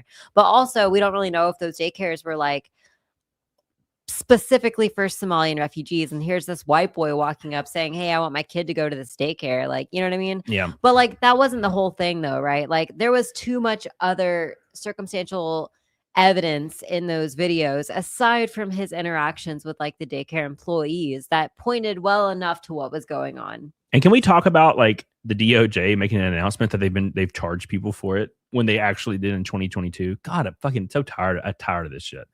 Like how everyone memory holes how every year something horrible happens at TwitchCon and then are surprised when something bad happens the next year. Yeah, they don't care. Especially not the CEO. He don't give two shits as long as he's getting to clap their cheeks every once in a while. Thank you, Sly Rye. I appreciate you. Ashley says, I mean, either side with that argument was pretty hypocritical. If you are loyal to the beliefs of a political party, 100%. Yep. There are some people that are just loyal to the beliefs of a political party no matter what. And it doesn't matter what you say, and that's an unfortunate thing, but that's where we're at. So make sure you guys like the stream. Big shout out. We are 378 to Naked Snake for the 559th stream in a row. And then we're on our way to Bikini and shots of Booker's We have like literally 2 shots left, unfortunately, but we can clear it out Those tonight. are all for Cody. I doubt it. Chati says the horseshoe has become a circle. Right is left, left is right. Liberals want Sharia law without understanding what it is. I don't even want to talk about that right now. That'll get me lit up.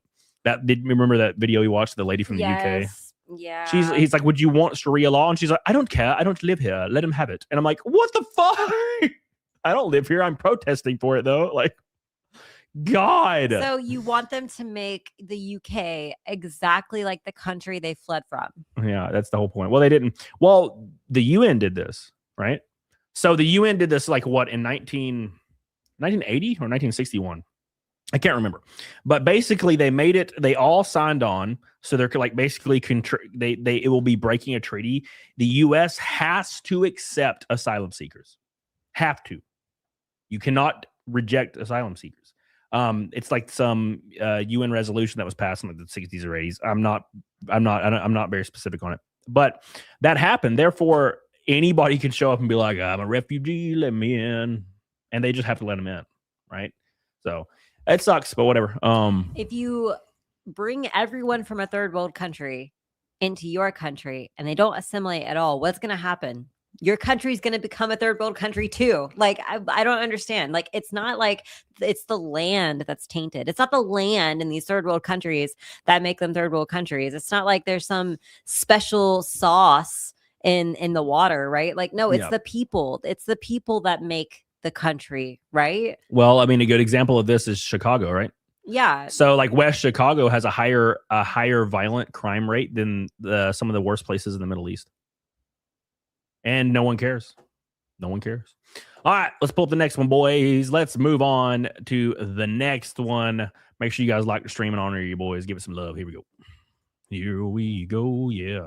I want to talk about how the average American is starting to feel as major corruption is being exposed, especially now with the case in Minnesota and the daycare fraud. This is not just about money being stolen anymore. It's about a growing feeling that being a good citizen, being a hardworking person, paying your taxes may not be worth it.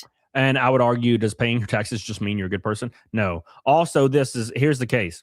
There is no benefit to being a good person. There's actually a phrase that is very old that is directly related to this, and it's called no good deed goes unpunished, right? People that try to be overtly good, try to do the best thing they can, try to help everybody they can, usually end up taken advantage of by those same people, right? You let your friend borrow some money, he doesn't pay it back, suddenly he's asking all the time, right? When I started making it big on YouTube and racing and stuff, every week I would have one of my old people, and not even a friend, like a mutual friend or somebody I knew from high school, messaging me, asking me for money. Yeah. Every single week. And if I didn't give it to them, they would send a wall of text about how I'm a piece of shit and a fraud every single time. You know what I'm saying? And most people don't experience this. And this is the thing, is she's completely right, because seeing this Minnesota fraud right out in the open and then seeing people defend it in any way, shape or form, calling Nick Shirley a virgin for some reason. If you're defending it in any way, shape, or form, every time you do that, you convince 100 to 1,000 normal Americans that they fucking hate you and they don't want a part of this anymore. Right. Every single person, doesn't matter left, right, or center, should be freaking the shit out about this fraud. Everybody. The left wants more government control. They want more taxation on everybody else. They should be even more pissed about the fraud, but they're not. Why? Because they don't actually believe any of this shit. They believe whatever the TV tells them, or whatever their favorite people online, or whatever. They just go with whatever the opposite of Trump is saying. So they have to suddenly defend the fraud, although they want more taxes. They want more government control. So they want more fraud? I don't know. I don't fucking know. You know what's so ironic about this is that most people would be so upset if they went to Walmart and one of their items got scanned twice, right? And then they had to go back and get their $5 back, right? The effort involved to go and get $5 back because you were charged twice for an item. And for some reason, billions in fraud they don't bat an eye. Like, it's so strange. It is. Ashley with a $10 super chat. Thank you, Ashley. I appreciate you, baby, for all your love. Thank you. Appreciate you. Hope you're doing well. I hope you had a nice New Year's. I think I saw on your Instagram that maybe you went out. That might have been last week. I don't remember. Okay, my head hurts. I'm sick as fuck. I have what PDH had last week. It's starting to hit me, like for realsies. And I'm like, fuck it. So I just went to the gym and sweated it out. I was like, I'm gonna just go work out as hard as I can. Maybe it'll just push it out of me. I don't fucking know. Thank you, Ashley. I love you. Now he's probably regretting telling me it was probably just a sinus infection. Yeah. No, I mean, it feels just like that.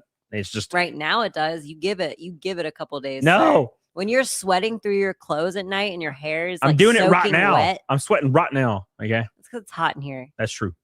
That's true. We are a quarter or a third of the way to Naked Snake without a single orange, pink, or red boy. That's crazy. That's wild as hell. We're making our way there. Thank you guys. Appreciate you. Here we go. No! Cancel. Almost shut down the whole stream. Fuck my heart. People are starting to feel stupid. They think, well, I'm here, I'm playing by the rules, I am working hard, I'm providing for my family, I'm doing the hard work, and I'm the idiot. You see the memes online and we laugh, like, oh, me on my way to work, thinking that I should have just opened a daycare center in Minnesota and made millions. And again, it is funny, but it's also deeply sad, because the next thing is, why am I even doing this? And that's the part that no one wants to talk about, because this kind of feeling shapes culture. I come from Brazil, as you know, and in Brazil, we have this thing we call the Brazilian way, which is the idea that there's always a shortcut. There's always a loophole, a way to take advantage of a situation. And people think it comes out of nowhere. Oh, it's just the Brazilian way of living. No, this comes from years of Brazilian people being robbed and nothing being done with the thieves. So we now think that survival means cheating the system before it cheats you. Eventually, people stop believing that being honest is rewarded. No one believes that anymore. Yeah. No one believes that anymore. And that's actually a bad thing. It is a bad thing. Danny Walk says the fraud is bad, but there's an obvious racist side to this that I don't like. Can you elaborate more on that? Because your statement should end at the fraud is bad, but I would like to hear what you're talking about. If the Somalians did get to keep huge chunks of this money, I bet, it's funny. I'm sure coming to this country as refugees, they were thinking that, it's a land of opportunity, but I don't think they understood it would be this great of an opportunity. This is great. Oh my word. Look, here's the issue with Danny Walk. If 100% of the people that are a recipient of the Somalian daycare fraud happen to be Somalians, that sucks. But we can't be like, well, I'm sorry, I guess you're allowed to do fraud because we don't want to be racist, right? I feel like that can't be true, though. I can't imagine that's true if it's gone on this long. Well, no, there's politicians involved. Other people have their fingers in it. Totally. I don't think they're getting nearly as much of that money as somebody else is. They're getting a little taste, right? I'm probably sure. How much would they settle for in this instance? How much would they settle for as far as what part of that money would it be? 10%? Yeah. They're probably being exploited. That's the worst part about this. Sure. And I think everybody should be angry about that. They shouldn't be focusing on trying to protect them by claiming this fraud isn't happening, which is what I think a lot of people are doing. They're trying to keep, this idea that it was right to bring them into this country as refugees, which you can believe both is true. If you think it was right to bring these people in as refugees, you can believe that is true and also be angry about the fraud. Sure. And does that mean the Somalians aren't to blame for a percentage? Sure. I don't think they're to blame. I don't think they're to blame at all. If at all? No. Are you fucking kidding? I don't think they're to blame at all, because here it is, right? You can't just hand that much money if they have all of it. Let's assume worst case scenario that they are the ones that are exploiting this system. You can't bring people into this country that weren't born here, aren't at the same place, and expect them to do what Americans would have done, right? Yeah. You can't just hand them all this money and be mad that they choose to do something different with it, something that is in our eyes illegal and wrong. Yep. And in their eyes, who knows? Because this woman is saying, the Brazilian way is to take advantage of what you can take advantage of because the system has failed you.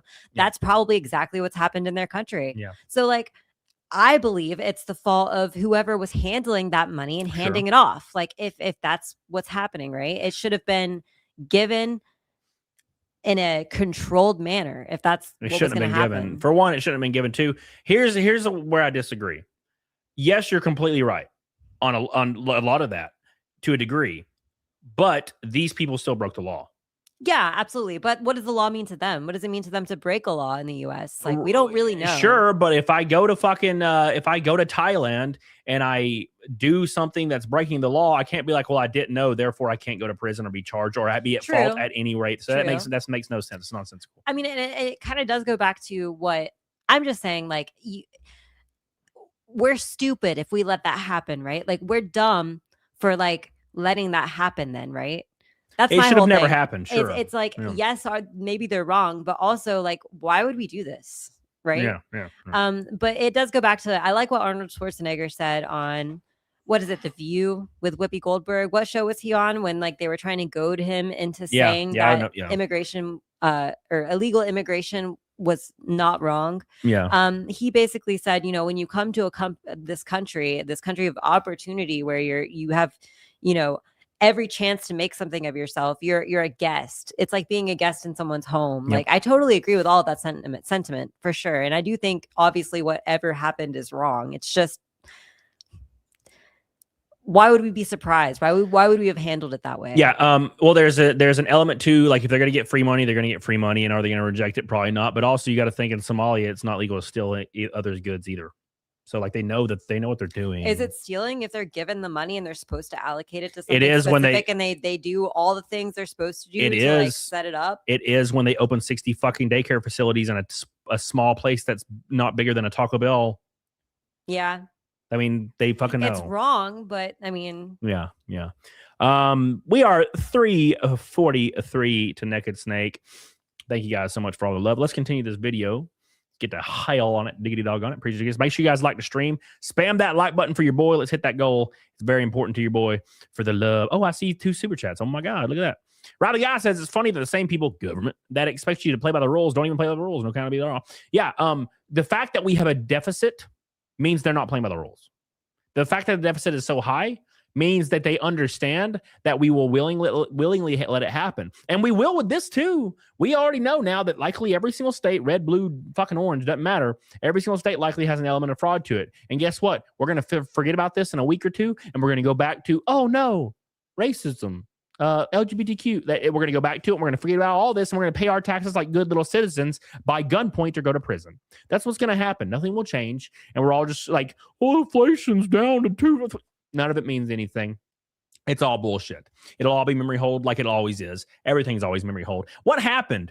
You ever think about what happened when Charlie Kirk died? You ever think about that? Charlie Kirk was shot in the neck in 4K by a person at a college campus and died with his family watching, right? He was killed. Did conservatives riot? Did conservatives march down the street? Did conservatives do anything? No, they did nothing. They did nothing.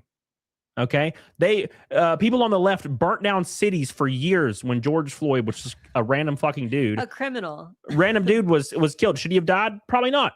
But like they burnt down cities for that. Charlie Kirk was killed on camera, who is a giant voice of religious conservatives and Christian conservatives. Huge voice for it. Guess what they did? Fucking nothing. They didn't do shit. So no, they're not going to care about this fraud. They'll talk about it for a while and it won't matter, right? Anyways, thank you, Riley Guy. I love you. Slosher. The definition of a word is how it's used. Racist is just an anti-white slur made to have you shut up and stop asking. Well, that's how it was meant to be for a long time, and it doesn't work anymore. Thank God, right? Thank you, Slosher. First orange boy of the night. Oh my God. Oh my God. Thank you, buddy. I love you, Slosher. PS2 Chopper just gifted 10 memberships. Oh my God. God. Got a lot of memberships today. We've gotten 10. What? No, Nick gifted some too, I think. No, he did a member thing. Oh, okay. Where it says he's been a member. He's been a loyal member of my balls for 20 months. Thank you, Chad. Says with the gold boy, I just rewatched Varsity Blues. The Snow Bunny told Mox, it's not about love, it's about getting a better life. I'm black in LA and an Asian mama will secure my longevity. I ain't Shannon Sharp. I'm not a fool. Thank you. Appreciate you, Chad Thomas. Thank you, buddy. Fucking Varsity Blues. That's some damn classic shit right there, man. Yeah. Been a long time since I fucking watched Varsity Blues. Thank you, man. Appreciate you. Thank you. Thank you. Thank you. Getting us ever closer. 328 from Naked Snake. That rhymed unintentionally. All right. Here we go. Boop. Let's pull up the rest of this video. Thank you, Chad. Thank you, Slosher. Thank you, Rather guy. Oh, yeah. Yeah. Joe says it was a sick bastard killed Charlie. I agree. But the issue is nothing happened. They just said, whoa, woe is me. And then we moved on. And should something have happened? I don't really know. It's almost just like the thought that counts. Like your friend gets you like a $5 toy car from Walmart that like looks kind of like your car, a Matchbox car for your birthday. And it's like, man, I'm sorry I'm broke as fuck, but I got you this at Walmart. It's thought, you're like, oh, dude, thanks. That's cool as fuck, man. I'll put this on my little, you know what I'm saying? just something, and like nothing really happened. I did like the memorial service they did that was like on TV. It was really uplifting. Some of the speakers were a little goofy, but some of it was really nice. I enjoyed it. But other than that, I mean, nothing really happened. And I think, I don't know, I thought it was something should have happened. I don't know.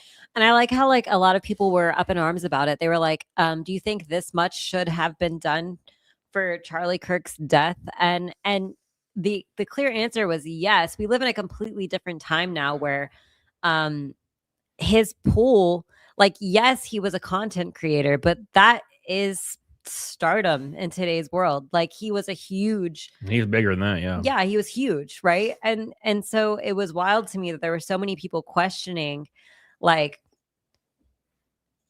whether or not his memorial service was overkill or not. And Well, I'm they have to do that bullshit. They have to be like, this is stupid. I don't like this. And I'm like, yeah, you're not gonna like this because you hate the other side. Therefore, you're gonna hate this. Wasn't it George Floyd who had like a gold casket and like a huge memorial thing going on for him or whatever after everything went down? Yeah. And he was not particularly a good person. I don't understand how that happened. Well, it was the last couple of years or where that kind of thing, that kind of activism was really profitable. I mean, you saw the people that founded and were the leaders of BLM just bought supercars and mansions and they all got arrested. Like, it was all kind of bullshit, unfortunately. They weren't good people. They took advantage of a situation, and should they have? I mean, the money was right there. It's hard to say. I don't know. Stuck Eva. Thanks, Charlie comments. What the hell? How you doing, Stuck? Appreciate you. Thank you, Stuck.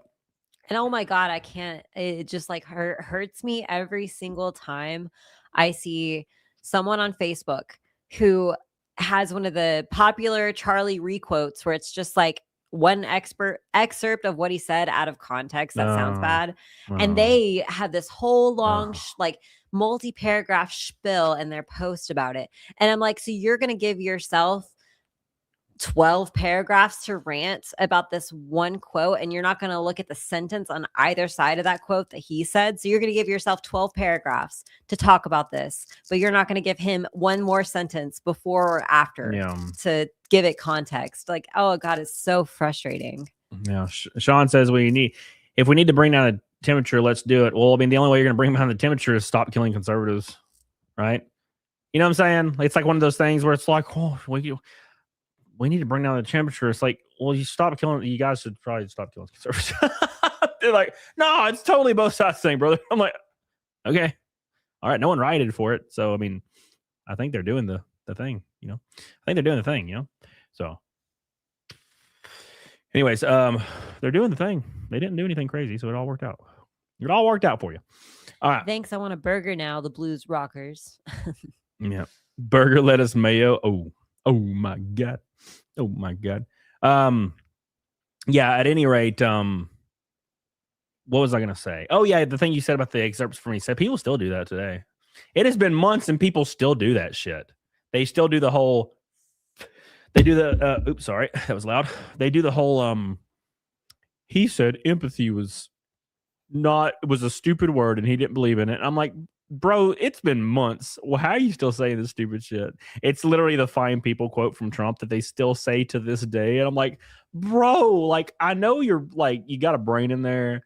There's so many good things you could actually point to to make an argument on why you don't like this person. And you just use the easiest thing possible that is wrong and stupid. It's so silly. Ultra Death 666 said Charlie was not that good of a debater. I don't know. He did it for a living for a reason. I feel like that's a horrible take. I agree that, like, I mean, I don't know. I didn't always agree with him, but he was definitely not a horrible debater. Yeah, I like watching him debate with people that were actually on par. Like, he didn't just go to campuses and let anybody and everybody debate him. He also did actual debates with people who trained and were ready. And those were great debates too. And sometimes it seemed like he did lose those debates, but I never saw him resort to name calling. But 100%. Yark became a Famelot royalty member, which is like the highest, I think. I think. Thank you. I appreciate that, buddy. There you go. 11 memberships. Yark coming in strong. Thank you, Yark. Appreciate you, brother. All right. Ooh, Jesus. Oh, fuck. All right, here we go. I think we need to shift to a lighter. Well, let me finish this vidya. Okay. Let's finish the vidya. I think we all got political fatigue. Society teaches its citizens that being honest makes you a loser. Well, that's really dangerous. You don't just lose money, you lose trust, you lose dignity, you lose the culture that holds it all together. And once that's gone, it's really hard to get back. Thank you, Yark. I appreciate you, buddy.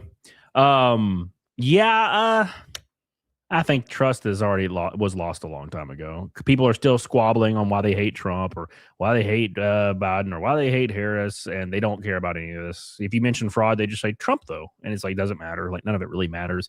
No one has any trust anymore. And it's, I mean, obviously, it's everybody's fault. Everybody who's radicalized one way or the other, it's their fault. So unfortunately, when you're gonna, if you have anybody influential that ever is talking about this, people will just be like, another influential person will quote tweet it and be like, but Trump, though. And it's like, well, there you go. We can't really talk about it, so it doesn't matter. Yeah. All I right. feel like everybody needs to have the perspective that like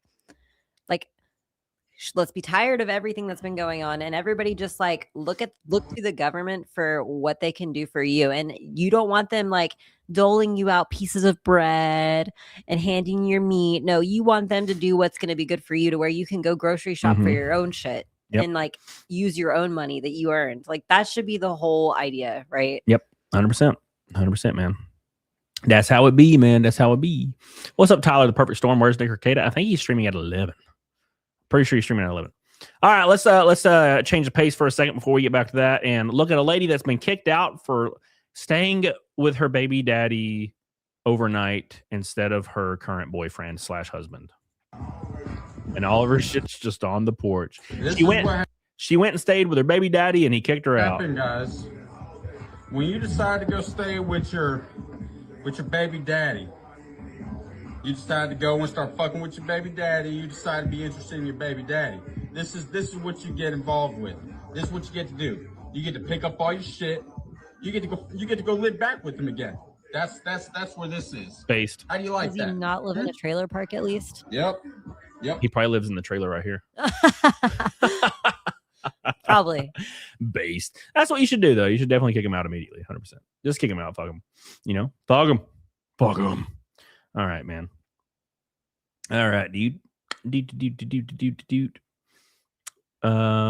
Chauvinism.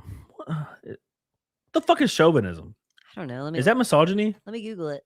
Whoa, I forgot what that word meant. Isn't it just like basically misogyny? An excessive and unreasonable belief in the superiority of one's own group, whether based on nationality, gender, race, or the other factors. So it's just some type of supremacy. You think the right is more chauvinistic than the left? The left is the one that says if you disagree with them, you're automatically a bad person. At least on the right, if they say you disagree with them and you are, leftist, they say that you just don't have good ideas. Yeah. Yeah. I don't know, man. On one side, if you're a traitor, you're a bad person, you're evil, and you should be shot. And then on the other side, if you disagree with them, they're like, well, we just don't think you're very smart. Yeah. I don't know, man. It's hard to say. There's only one side that openly talks about and has professors putting out studies and papers and has other politicians repeating it. They're currently serving right now in 2025 saying they want to exterminate and eliminate or get rid of whiteness and white men. It's only one party doing that. And I know you'll like completely ignore that like immediately and be like, I don't give a fuck, right? But there's only one side doing that. And you will continue to ignore it until you forget about it because it doesn't mean anything, right? It doesn't mean anything. It's not happening, right? It's totally fine. And if it is happening, it's a good thing. So don't worry about it. The right has hate for women. Really? The right hates women. Okay. All right, then. The right hates women. I would say they both hate the same. Yeah. I don't know if that's a political issue. As a woman, for me, I see cons to both parties, but I also see that like the left will do things and say that they're feminists and they're actively doing things that are destroying women. Yeah. And on the right, at least, like they'll say things that are like not great for women, but they're doing things to actively protect women. So it's really hard. It's like one on the surface seems bad for women. Yeah. But the things they're doing is protecting women. And then like on the other side, it's like the things they're saying sounds good for women, but what they're doing is ruining women. So I don't know. All I know is there's also only one side saying they want to take away female only spaces. I guess that depends on what you think a female is, right? Because then the argument is, well, actually, a trans woman is a female, so technically, it's actually helping that space. And I'm like, oh, I don't think I agree with that. So, yeah, it's just there's a counter for every counter, right? It doesn't really mean anything. But I will say, 65% of Republicans are married and 50% of Democrats are married. So, but does married equal hate or not? We don't know. It's all kind of vague, you know. I think since the best thing for the majority of women is to have the freedom and opportunity to work if they want to, but also not if they don't have to or would like to. That's going to be the very best thing for women. Yep. And I only see one party making that a possibility. Yep. Stuck Imba says for PDH, $20 super chat. Another orange boy. Thank you, buddy. Appreciate you. That puts us 194. We're almost halfway to Naked Snake. Appreciate you, buddy. I did get a bunch of new bikinis, by the way. They're really cute. They're all satin, and there's like 4 different colors. I got like 4 of them. That's neat so hard. Thank you, Stuck. I appreciate you. Anyways, fuck. Probate says the right talks about letting women vote, not letting women divorce. Okay. So you're saying there's a current sitting politician putting legislation forward to take women's right to vote or right to get a divorce away? I don't think that will ever happen. There's not There's not no way that's happening. Well, you see, a dude from the Whatever podcast says he supports repealing the 19th Amendment. That means all people that are registered Republicans believe the same thing. See, this is why none of it matters. Now, huge pockets of the people on the left are voting in people that will make Sharia law happen. And in that case, yes. Fuck.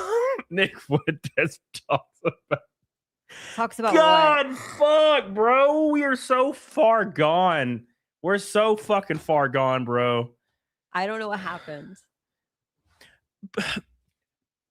This is the thing that's crazy. That people on the left unironically pull out the most insane fucking example of the most insane person that's a content creator to claim that all Republicans, every one of them, supports repealing the right for women to fucking vote. He's one a joke. person.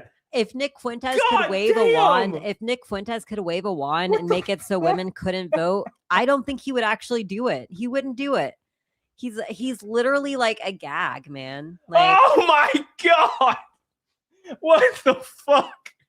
I heard, you know what I heard the other day? I heard that guy on Whatever podcast say he thinks that everybody from Somalia should be put to death. That means every registered Republican thinks that we should do the same. You know what? I saw this guy, Dean Withers. He said that he thinks that you better calm down or you're gonna make my whole setup fall over. All 9-year-olds should be put on hormones by laws, but until they determine what sex they are. That means every single Democrat thinks that we should do that right now. This is why we can't have fucking conversations with anybody about anything. Let me pull out the craziest fucking example I can possibly bring up in front of God and everybody as my reason for saying this retarded statement. Like, God damn, that's crazy. It's so Congratulations, crazy. You made him have rant number 3 of 2026. I'm fucking blown away. I'm just blown away, man. Like every time with this shit. Every time. I'm like, wait, who's saying we shouldn't let women vote? I heard Nick Fuentes say that shit. That was the ultimate rage bait. Good job. Damn. Let's get more of those in here. Rage bait Cody. It's not even that bad of a challenge. You can do it. Fucking motherfuckers. I'm sick of all you. Next person to get rant number 4 going for 2026 gets a high five from me. All right. Okay. High five. All right now. All right. Probate. You're banned. Somebody brand probate. Don't really ban him. No, ban him for real. No. All right. Okay. That's funny. Joe says Magadies in 2028. I'll give you my quick explanation for that. If we get on if the both candidates get on the debate stage and the person on the left does not denounce hormones for children and women in sports and bathrooms, like trans women in sports and bathrooms, they will lose immediately. And I don't think they'll. I don't think they can't. I don't think they have. I don't think they have it in them to denounce it. I don't think they have it in them because 90% of Americans don't want that. Maybe more actually. Probably 86, 85, 86, 90 fucking percent of Democrats don't even want that. And they it would be such a fucking gotcha. Like if the Republican presidential candidate goes the entire time in his debates and his campaign not mentioning MAGA and then wins and then pulls out a Make America Great Again hat right as he finds out he won. Who? The next presidential candidate. Vance? The next Republican presidential JD candidate. Vance, yeah. Well, hell yeah. Is that who it's going to be? Make America Vance Do again. they know that yet? Mava. They don't know that yet? Oh yeah, he's totally going to be. Well, we think he's going to be, right? He's going to be. Yeah, Okay. he's totally going to be. There's no other. It's going to be Newsom and him. Okay. In my opinion, that I can't see any other way. And Newsom's going to have to. He's going to have to denounce these goofy trans issues because that's the only bullet in their chamber that's like impervious. So he has to denounce it. I cannot imagine that the Democratic Party doesn't do a whole refresh moving forward. I can't imagine that because they have to, right? Yep. They have to. Yep. Vance says, you said you were a Bernie bro a minute ago. He says, Vance is a shapeshifter. Vance literally went from saying Trump is Hitler to praising him. You ready for some whataboutism? Bernie Sanders said he would never, ever endorse Hillary Clinton. And then he got $1 million fat check and endorsed her when he stepped down. There you go. Have fun with that one. We're going to have some whataboutism today. Did JD Vance really call He Trump did. Hitler? Yeah, he did. What has he said about it since? Does he own it? I don't fucking know. I don't know. I'm sure he was like, oh, it was a different time in my life. I was confused. I want to hear all about it. Danny Box says Newsom's already announced trans women in sports. And then he went back on it literally 3 days later when he was talking to somebody else that had a different opinion. Flip flopper. That used to be. You remember when that was like a huge thing in politics when like the flip flop was like a bad negative slur for like people in politics that changed their minds, and now it's like everybody in politics. Yeah, well, that's what politicians do. That's their whole point. And no, Newsom literally said, probably a month after his podcast with Charlie Kirk, where he actually like agreed with Charlie Kirk on that. He said the quote, "We need more trans kids." And I'm like, well, what are you doing? What are you doing? You were doing. I thought the birth rate was down. What are you doing? Do we? Why would what you is do this? happening? Emotional Sport Chat says, I think Whammon should be allowed to vote, though. Oh, my God, Emotional Sport Chat. How dare you? I think, here's my spicy take. I think almost no one should be allowed to vote. I think it should be like landowners and people that pay in. I think they should be able to vote because giving everybody a voice, you can get on Twitter right now or Facebook and scroll and look at your friends, what they're saying. Yeah, not everybody deserves a voice. It's some stupid shit, brother. We live in a time when everybody thinks their voice is so important, and it gives us this inflated sense of that they're correct, right? Like, because if you can put a post out on Twitter and get 20 likes, what you said must have been profound and correct, right? And there's too much validation, and so no one has to rethink their takes because there's going to be a pocket of people, like if you say something generally within their pool, you're going to get a bunch of likes. And there's no soundboard, right? Probate's about to get my fucking rant going with this shit. Look at this motherfucker. Big boss. I told whoever got you another like rage bait rant. Who suffered more?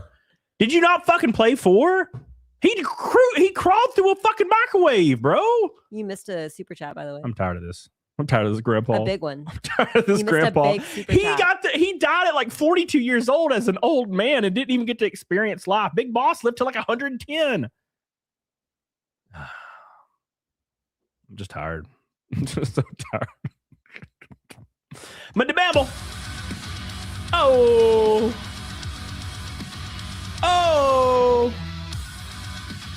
I actually didn't play 4. This fucking motherfucker. Listen, no one cares. No one cares about this. But I want to live off grid. And I learned how to make soap from scratch from wood ash, from burnt Wood. You gotta tell everybody about your soap. Yes, God. I made soap and it lathers and it cleans and it was made out of wood ash. I smell like a fire. Isn't that crazy? That's so Okay, crazy. All right. Madamel says, Jesse, you're a based woman. You can change a woman's mind. The off-grid homestead is the way now. Statement. A modern woman living off the grid. You live off the land. Everything's yours. Make or break. Where are all the women like you? They're all married, brother. All you got left now are fucking Danu boxes in the fucking chat right now. So Madame, thank you, baby, for a giant pink boy. We're now officially past halfway to Naked Snake. You can make soap out of animal fat, Nick, but you have to have the lye. And where do you get the lye? From the wood ash, bro. That's the cleaning agent. The animal fat, any kind of fat, is just the moisturizing agent of soap. Yeah, well, whatever. Thank you, Madame. I love you. Coming in strong with a first pink boy of the night. Now we're one red boy from a rainbow night. Thank you, buddy. Slara says every Halo's okay. Yeah, and now you're all you ain't getting my ass right now. You know, almost got me. Rage bait him. No, all right. I see what's happening. I see what's going on. Get him. I see what's happening now. Nothing will change any of that bad shit. I hear Candace Owens talk about a thing, so all reps agree with her. Just kidding, don't make me. Thank you, Sly. Well, at least he said JK. You know, Jefferson C. Post says Newsom seems slimy enough to give the advantageous answer in a debate or interview, or words out at least. California's dumpster fire, though. Yeah, can't really argue with that, you know. So thank you, Jefferson. Rakin says, when are we buying some land and building homes, dude? Commune. I want to build a commune. What, dude?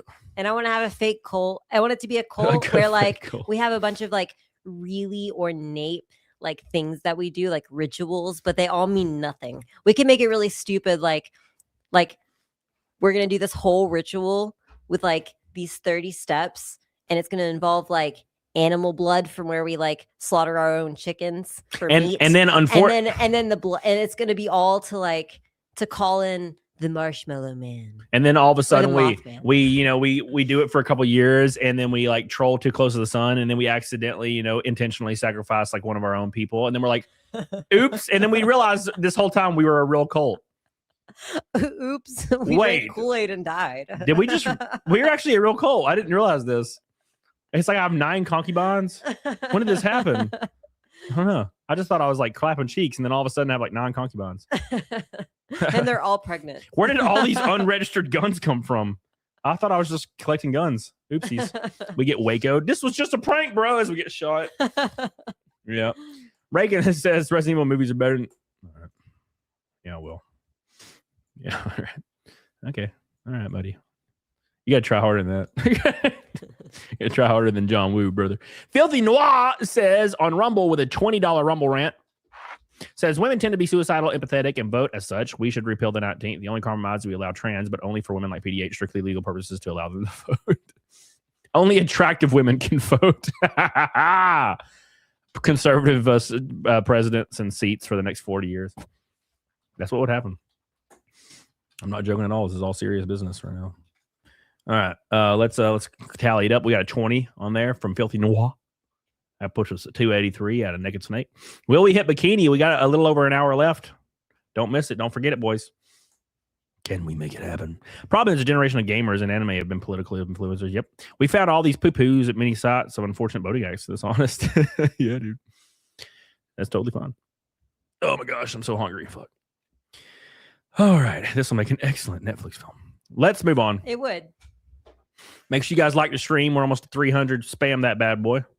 Spam that bad boy. Let's clear our mouth out with a little bit of slapping, a little bit of bullying. So this skinny little bully is gonna bully this other guy. We'll see how it goes. He just said, "I'm not fighting you, dude."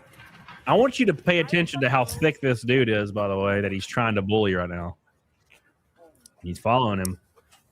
He doesn't want to fight. He's pushing the buttons, though. He's getting closer. Up. Uh-oh. That didn't even hardly do anything. He pushed him, and it just kind of... Oh.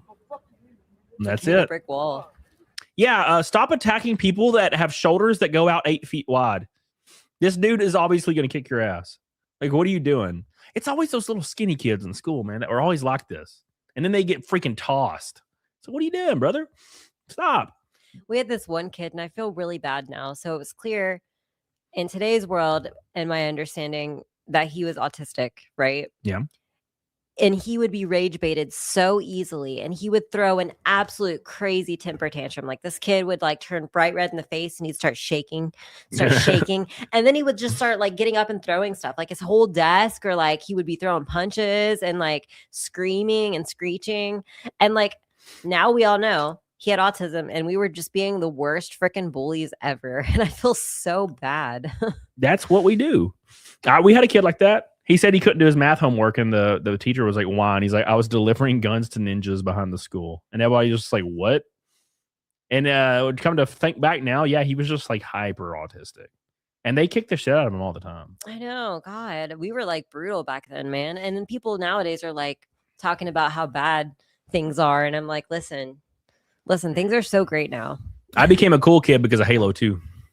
You know, Halo 2 came out, and I was really good at it. And I was playing online, and none of my friends did. And I went over to the one of the kids found out I was good at Halo, so he invited me to the LAN tournament at their rich friend's house. And there was all the popular like high school football players were there. And we went to that house, and I waxed them in every single game for hours. And suddenly the next day, I was just a cool kid. They called me Denny after that instead of like fat ass. Oh yeah. It was like Denny. They'd fist bump me, like seniors in school would fist bump me, Denny. And I'm like, oh my God, this is awesome. Yeah. And then I quit school.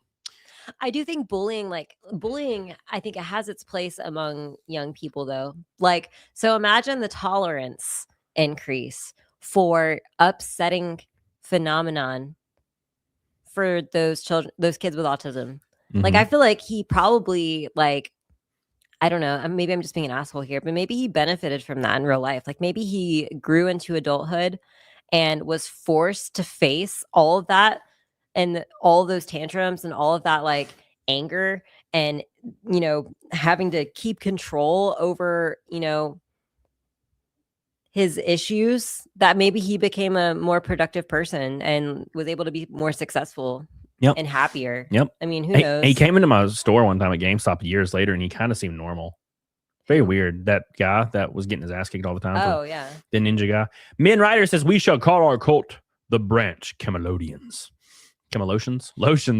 Thank you. Show Dancer asked if I was one of the mean girls. No, I actually was heavily bullied in school. She always does that. I was probably an asshole. I was totally also was bullied. Really bullied. You know, in a lot of cases, I was probably bullied for a good reason. Because like I was kind of insufferable, I think. No one really liked me, and they probably didn't like me for a reason. It probably wasn't one of those things like I was just like not cool. Yeah. It probably was that I was insufferable, and it probably made me a better person. Billy says I got bullied so much as a kid. Yeah, no shit, Billy. Of course you did. I still bully you today. It's what I have to do. Jefferson says Bully was a victim of unrealistic movie fights. Rest in peace. Yep. He thought he could swing, and then he just got tossed like a little rag doll. That's what happens, you know. That's what happens, boys. All right, let's hit the next vidya. 200, almost even away from Naked Snake. That's Venmo, PayPal, and all the other stuff. Super chats and stuff. All right, let's go. Here we go.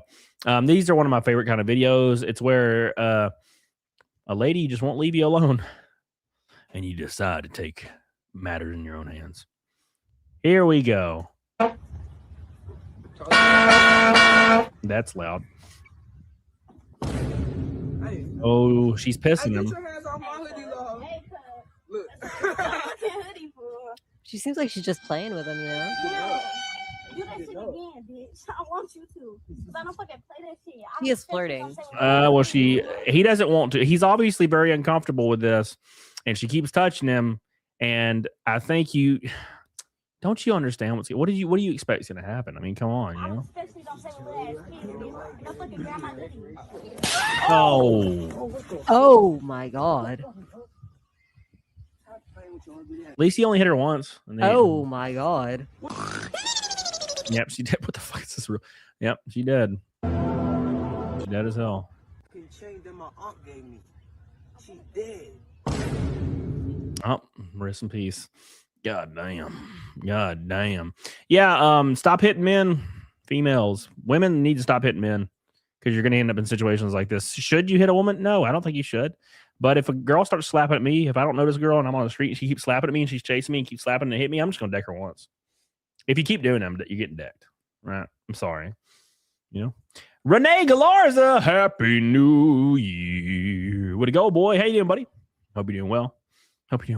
Renee Galarza. Thank you for your gold, boy. Happy New Year to you. Hope you guys have a good New Year. I hope you guys are hitting the gym because it's the new year. And we have New Year's resolutions, which means you guys need to get in shape. Okay? Slosher, I agree. Yes, I agree. Slosher should get in shape too. No. Oh, what are you talking about? What do you say? I think that if men are going to clap back at women, they need to do it with an open hand. It depends. Yeah, if you're like 3 times the size of this, yeah. If you deck her, yeah, you might kill her. You know? I mean, yeah, it depends on the it's case by case. It just really depends. Yeah. I've seen some girls throw some freaking haymakers that like are pretty good. So that changes things, you know? Yeah. So thank you, Renee. We love you. We appreciate you, Renee Galarza. Thank you. All right. Here's the next one. This one says, crazy girl won't leave her boyfriend's home.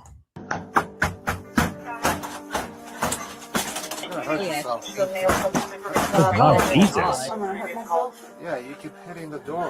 Why are you hitting smacking the door? Look. See what I can do. You're the one that called us. You're Why is that person standing there filming? Okay, so what happened? It's a body cam. Why are we here again now at 9 a.m.? He was trying to shove me into a room to contain me without any contact to the outside world. He was trying to take my phone away from me when I was trying to call 911, which I'm pretty sure is a felony offense. That's correct. Yeah, your right hand. How did that happen? Hold me in person. All right, I'm going to go talk to him. Do not put your hands on me. I am not under arrest. There is no call for inside this residency. Step back. Do you normally drink this much? Oh, she's just drunk as hell. You know what's weird about this whole situation? She's like, he tried to confine me in a room and take my phone away. I'm like, why are you beating on the door and you have your phone? Yeah, in your why hand? do you want desperately to get back in then? Let me in. Let me back in, please. It's like when your cat like is begging to go outside and you finally let them outside and then they're immediately back at the door. Let me back in. Yep. You were trying to trap me, but now you trap me outside and I want to be inside instead. Like, Yep. All right. Thank you, Renee. Appreciate you. Thank you over there on Rumble, Filthy Noir. Appreciate you, brother. Hope you guys are doing well. Hope you guys are having a good new year. We got tons of videos to go through. Tons of fun. So make sure you like the stream. Spam the like button. Give your boy some love. Unless you get the hell on it. DD doggone it. Oh, yeah. If I say I'm not under arrest, I'm not. It seems like it's like Ollie oxen free, right? a lot of people seem to believe this. You know, I've seen that a lot, actually. I want someone. I think it'd be really hilarious. This should be a joke. When someone's being arrested, they should like what is it called when you claim the front? Shotgun. Yeah. Shotgun. Yeah, I think I've seen a video like that before. That'd be funny. Yeah. What's up, cheesesteak? How you doing, brother? How you The doing, power of nuh-uh. Nuh-uh. Here we go. What she got to say? Here we go. And you better not be a man coming to my store with a woman because I will make you pay. I will literally tell her to put her phone and her card away and make you pay. Oh. And what the fuck is you talking about? What the fuck was that? How's she gonna do that? How's she gonna make me pay? I don't know. I ain't gonna go to her store about that. Easy peasy, right? I bet she believes all those opposite things. By the way, I bet she believes all the opposite things. Yet, you know how people believe the same thing? They're like, women should have all these things and given all and all this freedom, which I don't disagree with.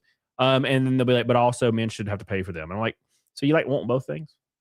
Like, hold on, like this isn't how free market works, baby. When I was dating, I did not feel comfortable with my dates paying for my food. So I would usually insist that I paid for my own food. Yeah. I don't like feeling like I owe somebody I don't know. You know what I mean? Like, Yep.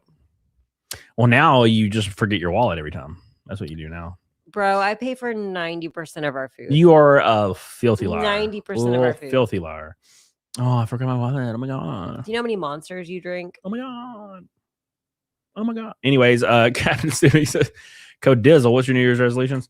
To grow this show by like 1,000% and travel with a few of my sponsors and do events and just have a year that feels not constrained, stay in good shape, and just bring a lot of laughs and a lot of fun and a lot of conversation to a lot of people and bridge that gap and have a good time doing it. Have a fun year, a good year, and a stress-free year or a less stress year. I'm not saying my previous years were bad. Racing has been the coolest thing I've ever experienced, but it is easily the most stressful thing I've ever experienced. There's never been a time in my life that I can remember where I couldn't sleep because of stress, and that happened every other day with racing. It was unbelievable. So that being said, that would be my goal, is to just enjoy what I'm doing and grow.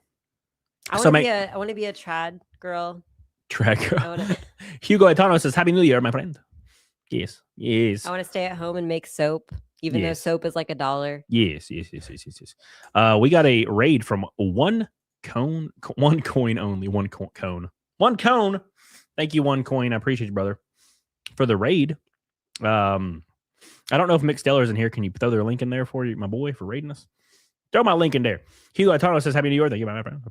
Colton says, is this Cody's wife? Yes, this is my betrothed PDH. Thank you, Colton. I appreciate you. All right, there you go. Where am I? We got 2 5s. Oh, no, 305. Yeah, there we go. He's not good at math, guys. He's not good at math. No, I'm bad. The Alabama PDH math. says, if Charlie can do it, so can you. So Charlie was a trad girl? There you go. There you go. Thank you, One Coin. Appreciate it, brother. I don't know if Mick's on. Mick's a bitch. Yeah, Mick is the only person that slings my freaking links. It's annoying. Everybody, no one else cares about me.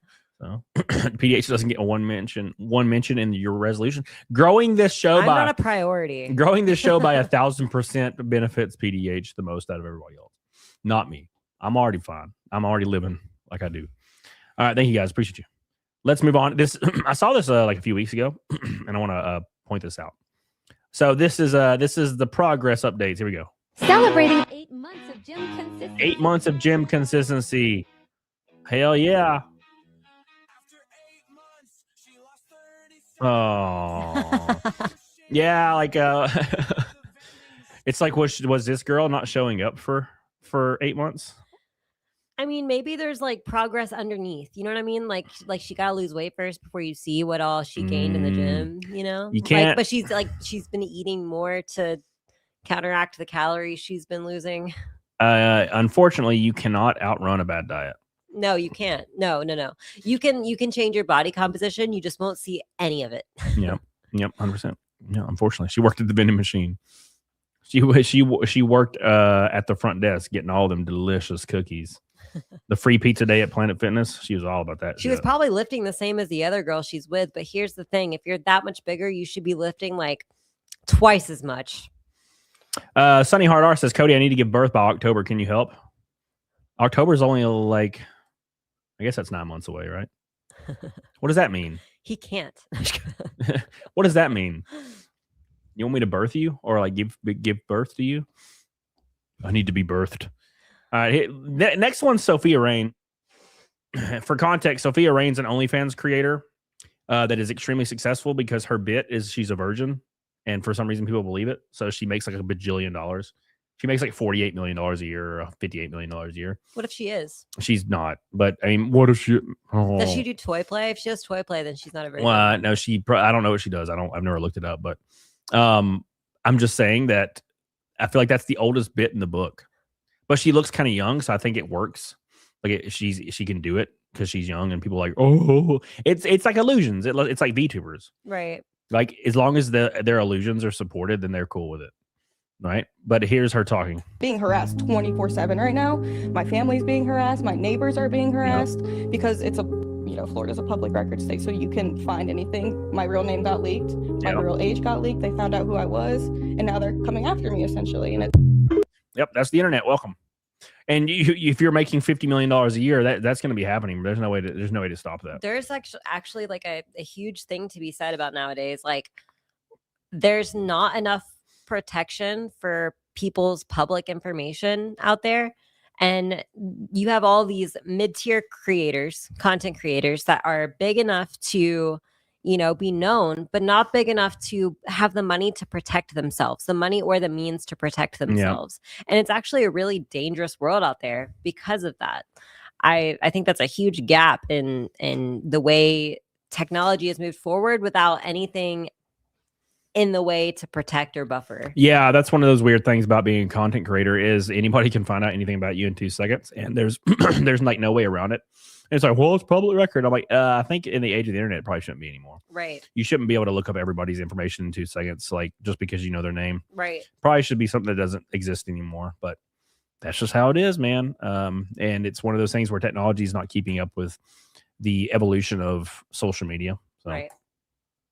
Nazar says she looks good as fuck. Well, I mean, she's a pretty chick, but I guarantee you she's not a virgin. I guarantee you she's the extreme opposite of a virgin. You know, virgins don't go on OnlyFans and like do porn 24/7. Okay, it's not a thing they do. She's like, I've had offers from Saudi princes of tens of millions of dollars to lose my virginity, and I've said no. And I'm like, yes, that's because you're not a virgin. And you're gonna go over there, and they're gonna look beforehand, and then you're gonna be fucking executed or something. Yeah, that's probably one. You know, I mean, I'm not saying you should or should not be a virgin. Who cares? I don't care. I'm just saying I don't believe it for a second. Sorry. You know how many times I'll see an ad for and by ad I don't mean an actual ad. It's like a reel or a short that is an OnlyFans girl, and she makes it. It's not like she doesn't pay for an ad. It's just she's making an ad like herself, and she's like, "Why am I the only girl that prefer fat old men?" And then fat old men unironically see that reel and they're like, "Wow, that's me. I'm Sean." You know what I'm saying?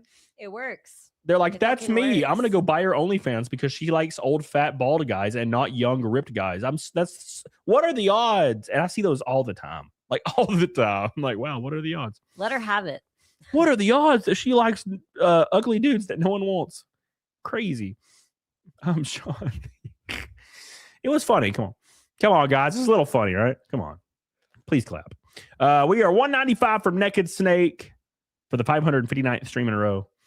We got about 30 minutes left, roughly. Get the hell on it, doggone it. Appreciate you guys. Make sure you guys like the stream. Make sure you like the stream. You got to get in the habit of hitting that like button so the show grows. Spam it. Do your due diligence, or else PDH will have to she'll never get to work from home ever again. This is all up to her. I mean, you and her. Even I was like, yeah, and then he was like, hey, no, give me a hug. And I was like, and I give him a hug, and he's just like, fucking so sweet. And I just, I miss him, like, I miss him. I know he's a girlfriend. And I know he loves her, but I can't fucking stop loving him like it's been Dude, do dudes do this? Do dudes get hung up on chicks for years? I've seen it before, kind of.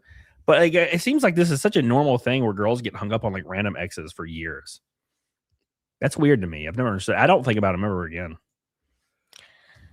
Yeah, I don't know. I think it goes both ways. I think men and women do this, but I think women do it more because I think that I think women romanticize all of their past relationships. I think if men have a lot of options, they don't do it. I think if it's like rare that they have girlfriends or have sex, then they get hung up on that shit for years. Right. I think that's what it is. Right. I've never understood it. It's like, who cares? Like, there's a reason y'all broke up. Right. And I'm really good at telling myself if she doesn't want to be with me, I can't make her want to be with me. So it's over. I'm done. Right. Yeah. It's that quick for me. I'm like, oh, okay, cool. I'm done. I'm of the opinion that if someone breaks up with you, you can never trust that they wouldn't do it again. Yep. So 100%. it's like, that's why you don't eat out of the trash. Like, you never eat out of the trash. Yeah. Don't be a raccoon. It does not work out for the raccoons either. Or the possums. My dog will kill your ass. He does. That's what he does. I can't believe he killed that possum. It was so cute. Professional distraction says, would she still be as interested if he was single? No, she wouldn't. Because seeing him with another attractive woman increases his value to her. It also depends on who broke up with who. So she said we broke up. She didn't say that she broke up with him. If he broke up with her, she will forever obsess over that ex. Yep. Yep. That's just nature, man. That's nature. Notice is always a snow bunny crashing out. Go Asians. Hell yeah, Chad. Appreciate you, brother. Chad coming in with $2. Appreciate you, brother. You are the man. The regret is the loss of status, not him, Eric. Exactly, brother. Exactly. And you know what's crazy is I think most of the people understand this, Eric. I think most people understand it. She probably understands it too. Generally, yeah. But the issue is letting yourself get consumed by that. A lot of people can't do that. They just cannot let themselves not get consumed by those thoughts, and they'll outwardly speak them all the time. They'll just like contradict themselves and put themselves in a really dumb spot where they just can't stop. They don't know what to do. You know what I'm saying? That's just how it is. What's up, Katie? Let's go to the next one, boys. The next one. A big misconception about me is that I'm a feminist. I'm not a feminist, right? I believe women are superior to men. Feminists believe in equality. Now, I do believe we need men, right? I'm not saying we don't need men. Men are, they are needed. They are important. But I also believe that women should be worshipped. I think men need to kiss the ground women walk on. So feminist, I don't think that's the word. I don't think that. Is there a reason for this? Yeah. Because it's just like, I just think that this should be a thing. Like, women should be honored. a lot. Yeah, sure. But a lot of women suck ass. Yeah. Right? I don't understand. That's the word. And I know me saying that I think that women are superior to men sounds crazy to most people, right? But we have the portal of life between our legs. That is just fucking insane. So So this is because they can have children? Is that her whole agreement? Like you know what else is needed to have children? Like a guy. Yeah. So, anyways, just based off of that alone, this is my truth. I do think women. The fact like, that which do you exalt more, the bee or the flower? Neither. All I know is when you say my truth, you're automatically like room temperature IQ, in my opinion. Hold the power. I think women don't know their fucking power, and that's what's wrong with the world. Women and I know it's a hot don't take. Understand their power because they're trying to conflate it with men's power. What power are we talking about? Right. But I have been feeling this way for so long. When I was in college, I wrote like a 20-page paper about this. It's a lot of pages. And yeah. Don't be putting words in my mouth. I know men are needed. I know men are important. She wrote a 20-page report on how women are more superior than men. Yet she gave us 0 examples of how women are superior than men in a 1.5-minute long short. The only thing she said is women can have children. I feel like she didn't write a 20-page report on this. I think she's probably just saying shit. She had AI do it. Steve Watch It Chowder says, my old hoe thought this way, now with Latina. Based. But if you ever do anything out of the way to her, her cousins will kill you. That's the only negative part about being with a Latina. Her cousins will show up and beat the shit out of you. So just don't do anything out of the way. And don't do anything that she could perceive as out of the way either, because that counts too. You know? We have so much other stuff going on that, like, why is there still people debating about, like, whether men or women are better? Yeah, I don't think it's not a competition because we're not even the same. Like, we might as well be different species. Yeah, I don't think anyone's better or worse. We're different. That's the most important Extremely distinction. Different. Have you ever seen those like brain scans of like the neural pathways in women's brains and the neural pathways in men's brains? Like how we think completely different. Like women will simultaneously in a train of thought be going back and forth between their left and right hemisphere. Yeah. And then men usually think in a way where they're using like in a train of thought using just one side of the hemisphere. And that sound and neither of those are better or worse processes for thinking. It's like just completely different methods of thinking. Yeah, 100%. Yep. There shouldn't be any conversation on who's better. It's what can these people bring to the table? What can these people bring to the table? What can these people bring to the table? Because that's what's most important is individuals. I think everybody just keeps lumping everything together too much. People want to put a label on people, lump everybody into different communities, separate everybody, and then say who's better to piss everybody off. So now everybody just hates each other and everybody's pissed off.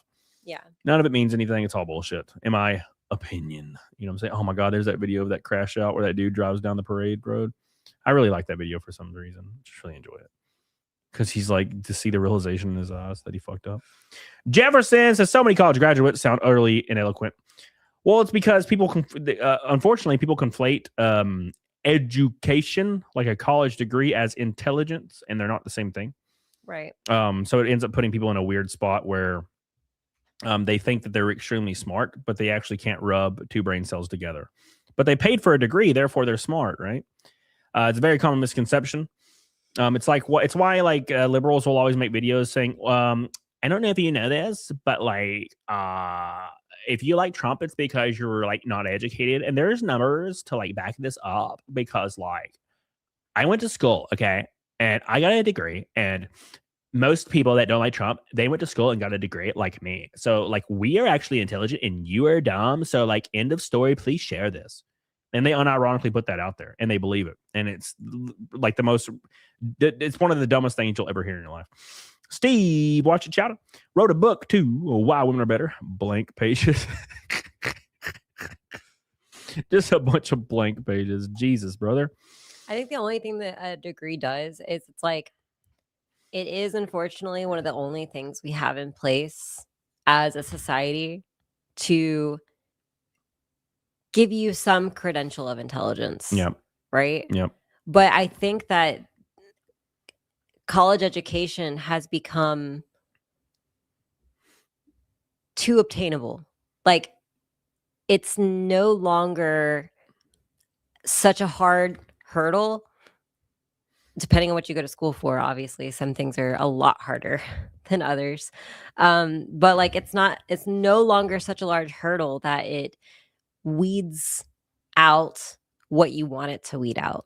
Right. Yeah. Back in the day, in like the 1950s, if somebody was like, I studied abroad, you were like, holy shit, that's wild. And it's like, yeah, I'm a doctor and I started this company and also like, this is my foundation. And you're like, damn, this is crazy. Like, of course, like this guy went through the ringer to get this. Right. And now when you hear, somebody's like, I studied abroad. You're like, really cool. And they're like, yeah, fuck Trump. And you're like, what the fuck what happened? What does that have to do with the basket weaving degree? Confused. What is that? We're in a weird time, man. We're in a weird time. Madamel, women have way more power as youthful and beautiful. Men have to earn their worth through time. Women are given it in birth. Men have to earn it from birth. We complement each other. Yeah, no, I 100% agree. I 100% agree with this. To a degree, I shouldn't say 100% agree with this. If like the simple statement itself. So yeah, obviously that's biology. People don't care about men's mental health. And they say they do, but they don't. Men, they don't care about men's struggles. They don't care about anything that's going on in a man's life. And women generally won't favor a man if the woman is like attractive and like well put together. Won't favor a man unless he has his shit already together. It's why a lot of women that are 19 or 20 or 21 tend to date 28, 27, 29, 30-year-old men. It's because they typically have their financial shit at least a little bit together. They probably own a home. So yeah, men have to create their value. You can't just rely on your parents, right? And now a woman, obviously on the other end of the spectrum. Now you can determine if this is bad or good. I don't necessarily think it's either. But yeah, women, if you're like really attractive, you're decently put together. Yeah, you just existing kind of holds a pretty good chunk of power. But obviously, like you said, that diminishes with time, and men can continue building there. So I mean, that's just biology, though. You know, I feel like women have to develop over time too to maintain their value in different ways, right? So women, in my opinion, as a woman gets older, she should be developing a sense of wisdom and women's skills. And, you know, like an evolved older woman should be incredibly wise and intelligent. And I just don't think that women prioritize that anymore, right? Like, that's when you get like bitter 30-year-old women that are like just angry and useless and whatever. But like, you know, if a woman is living in such a way that a woman will deal with things and become more and more patient over time. She'll be able to handle like stresses and her partner's emotions better and better over time. And she'll have, you know, a set of skills that she has developed over time that make life easier on everybody around her, right? Yep. Well, like our grandmothers used to, right? Yep. And there's just, that's not a thing anymore. Right. Well, yeah, well, of course that's not a thing anymore. But when it comes to value, there are value. Everybody, depending on their market value, can change these things. Now, unfortunately, what it boils down to, though, for women is the value is always being put on the sexual marketplace. You know what I'm saying? And they do it themselves. Like they get bitter themselves because they're like, well, I never learned a trade, I never learned a passion, and I never got successful in this kind of way or shape or form. Right. Therefore, I hate everybody else. I never grew out of being a girl and grew into being a woman is what Right. I would call it. Because I think like, you know, until you're like 25, you're just a girl, right? Right. And the point is they're getting mad at something that they shouldn't even like be concerning themselves with. So Right. like if a 32-year-old man who like owns his own home and he's doing pretty well financially starts dating a 24-year-old girl, you're not even in that market anymore. You should be focusing on something else right now. But then they complain about that. And that's where all this like back and forth from the manosphere came from. It's like, well, it's because women that are in their 30s or 40s are still trying to argue for their place in the sexual marketplace. And I'm like, that's been over for 20 years for you.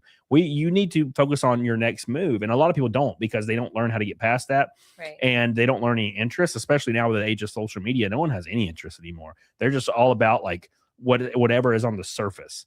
And that's what really is a detriment to them, I think. I also think an older woman's value has been stripped in a lot of ways because as women focus on their careers and their jobs and, you know, they miss out on getting to develop that sense of being a mothering or like a grandmother type figure. Yeah. Right. And so I think that in a lot of ways, society has done women's value a disservice by so many women having to take on men's roles. Now, I think it's perfectly acceptable for a woman, you know, a 40-year-old woman to be considered valuable, even though she's, you know, like built her whole career and she makes money or whatever. I still think she has value.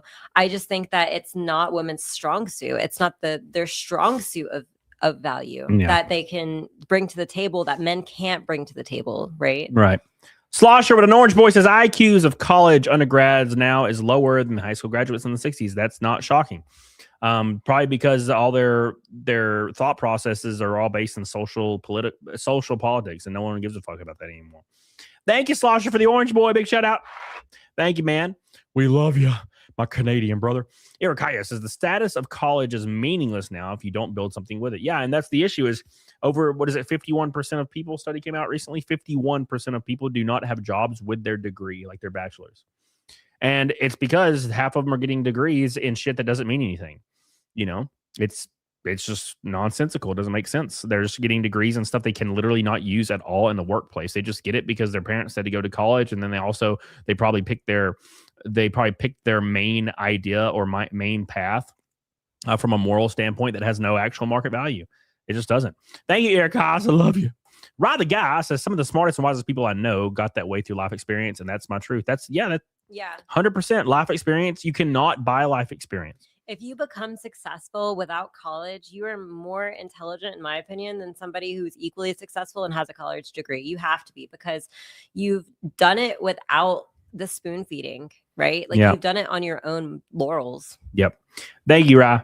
1-2 says no degree here. I make mid six figures for my day job. Degrees are just a piece of paper for the most part, unless you are a doctor or lawyer. If you are driven enough, if you're the personality type that's driven enough to be successful, you'll be successful regardless of college degree or not. Doesn't change anything. Right. Yeah, definitely. Doesn't change a licketh anything. I tell you I what. think actually like college is, if you do it right, college is for people that don't know where to start, that don't have any idea of how to network and become successful on their own.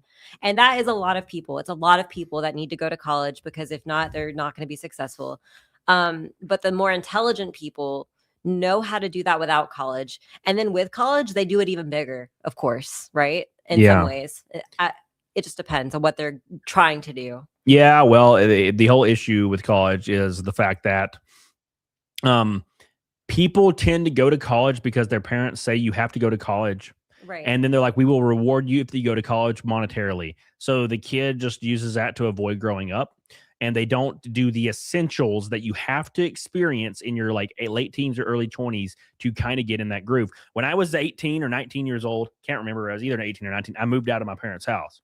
You know, I started paying rent. I set up my bills. I moved. I rented my first home. I moved. I bought my first home. I was transferring jobs. I was doing all these things. I was emailing people. I was figuring out how things worked. And by the time I was 21 years old, I knew what a mortgage was. I knew what escrow was, and I was paying a mortgage, right? There are people that are 30 years old that don't even know what a mortgage means. They have no idea what it is. And they're having to get out there and try to learn about the world. And all these things they should have learned when they were like 20 or maybe even earlier, it's really daunting that they're having to learn it all at once. And they just shut down. Thank you, Jefferson. I see you, brother. Internet killed college's monopoly on knowledge. Sure did. Sure did. Everything I've ever learned about a car, like I've rebuilt engines and everything, all because of the internet. Otherwise, I would have had no idea what I was doing. Granted, my dad could have helped, but still, you get what I'm saying. Like, yeah, I just Google it, and I'm like, oh, here's how you do a thing. Here's how you do a thing. You know what I'm saying? We got about 15, 20 minutes left in the show. 120 from Nick and Snake. I appreciate you guys so much for all your love. Let's pull up the next video for the boys. For the boys. It's almost like college should teach that. To be fair, high school should teach you how bank accounts work, what interest is, and what mortgages are. Man, when I was in school, I didn't even hear the word interest until I was out of school. How the fuck are you not teaching children that? Why are you teaching them algebra 7, where you're learning the Pythagorean theorem for the 50,000th time? Why are you going to literature or reading or language class and you're learning this? You're reading the Fall of Usher for the 10th time, and we're not talking about interest rates or what loans are or why they're important to really look at and determine if you really need one and if you can afford it. What is rent? What are utilities? What is a mortgage? What is escrow? What is property tax? There was a class you could take. It was an elective, and it was called finances, and it taught a lot of those things you needed to know about, like, you're filing taxes, but what does it mean? And like, home budgeting and things like that. And like, different financial loopholes, things like that. I wish I had taken it. Yep. It's really strange. I just wanted to make food and art instead. Yep. Exactly. That's the whole point. Here we go. Oh, he's attacking him. Why are you fighting a car? Yeah, don't fight cars. You'll lose. I feel like this is going to end poorly. Oh, shit. Oh, fuck this shit. He's attacking it. He's going for it.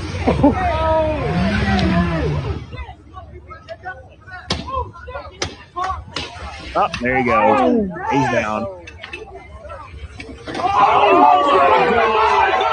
He's done. Oh my gosh. Okay. If Optimus Prime came out here and stood in front of me and was like, "Hey, how you doing?" I wouldn't start punching him in the shin. No. Because do people not realize cars weigh like 4,200 pounds like that? And he weighs like 300? What did he think he was gonna do? Like, I don't fucking know what these people are thinking. I can never, every time we look at one of these videos, I'm like, what? Why did you think this was the best route? Because now you're cheeseburger. Yeah. Now he's gonna be cheeseburger meat, and he's gonna have to put fucking alcohol on. It's gonna burn. He probably broke his fucking cheeks. Probably broke some fingers. He looked like, I don't know what it is when fat people get ragdolled. It's so comical. It's weird. it looks so funny. They look like Their like arms are always straight up. Like, those blow up clown things that you could those blow up clown things you'd punch. They always fall like that thing did. Where it's just kind of like I don't know. a bean. I like it. They always roll a little bit. Like Mario Trujillo, where the hell you been, brother? He says, nothing hits harder than firsthand experience. I did a bunch of under the table catering jobs. If I was smarter, I would have used that to get a full-time job. I needed the lessons, but now I know. That's how life experience is very important. A lot of people completely look past this. Very, very important. And a lot of people don't have it. I can guarantee you that there are people in this chat right now that are in their 30s that they've never changed oil on their vehicle. I guarantee you there's some people in this chat that don't have a driver's license and they're in their 30s. And now I'm not shitting on anybody. I'm just saying there's an epidemic going on where there was some study, I think Mike Rowe did it, where it was like some crazy portion, like 40% of teenagers growing up or that are 18, 19, they don't have a license and they don't intend on getting one at all. They don't even care. Like Brittany Venti. She's like in her 30s and she just got her license. I mean, I understand that a lot of people live in the city where like public transit makes more sense. Yeah. But like there's also situations where they don't. I know people right now that don't live in a city and they don't have their drive. Their parents take them everywhere and they're 30 years old. What the fuck is happening? I don't know. I could not wait to get my learner's permit. On the day I turned 15, I got my learner's permit. The day I turned 16, I got my driver's license. I wanted the freedom. But here's the thing. How much more less valuable is freedom now though? Because people are chronically online. That's true. And you don't have to leave your house. Like, man, I wanted to drive to the mall, bro. Yeah, I remember. Yeah. I wanted to drive to the arcade. I wanted to go like myself. We need the isolation back. Bring the isolation back. Jefferson says that's a new way to tenderize bacon. Oh, that's so funny. Sean says never had a license, saying it. He's not wrong. Wow. There you go. Sean didn't have a license. How do you get to work? I guess he rides he rides a bike or something, I think. Waiting to hear. How would you do it? Now, look, driving is such a big part of my life. I don't know how I would do anything without driving. Yeah, no, I can't imagine not having the freedom to drive wherever I want to go. Yeah, that'd be rough. You know? So, anyways, thank you, Sean. Appreciate it. 1-2 Cents says, can we make it a law that teaching how to drive a manual is mandatory for all men and, of course, women who want to have fun? Yeah, I've owned like 10 manual cars. I mean, every race car I've ever driven is a manual as well. I drove a manual for a while. Actually, at a couple different points in my life. And for me, I don't know what it is, but like every time I drive a new manual vehicle, it's like I have never driven one before. And it's like learning it all over again. Like every vehicle feels so different to me for some reason. Yeah, I love manual vehicles. I don't have one right now. It's very heartbreaking. I have a giant truck. Like I drove your Mustang home one night and I did okay, but like yeah, you did fun. It wasn't that bad. But the manual car I tried to drive before your Mustang, yep. I can't remember what it was. I couldn't do it. I just couldn't do it with that car. Yep. Spectral says I'm 31 and don't drive. I use electric bicycle or transit. Why though? I'm not and I'm not shitting on anybody. Like Sean just said that. Like why? Like does it? What are the reasons that some people don't do that? Because from my perspective, I can't imagine. It's like 12 minutes to my gym by car. So I have to drive there. You know, and if I was going to take a public transit. There's no public transit. There's no public transit here. There is, but it's not where we live. No, we it's not the same. We had to walk like probably 3 miles to get to the bus station, probably. I don't know, man. It's sketchy too.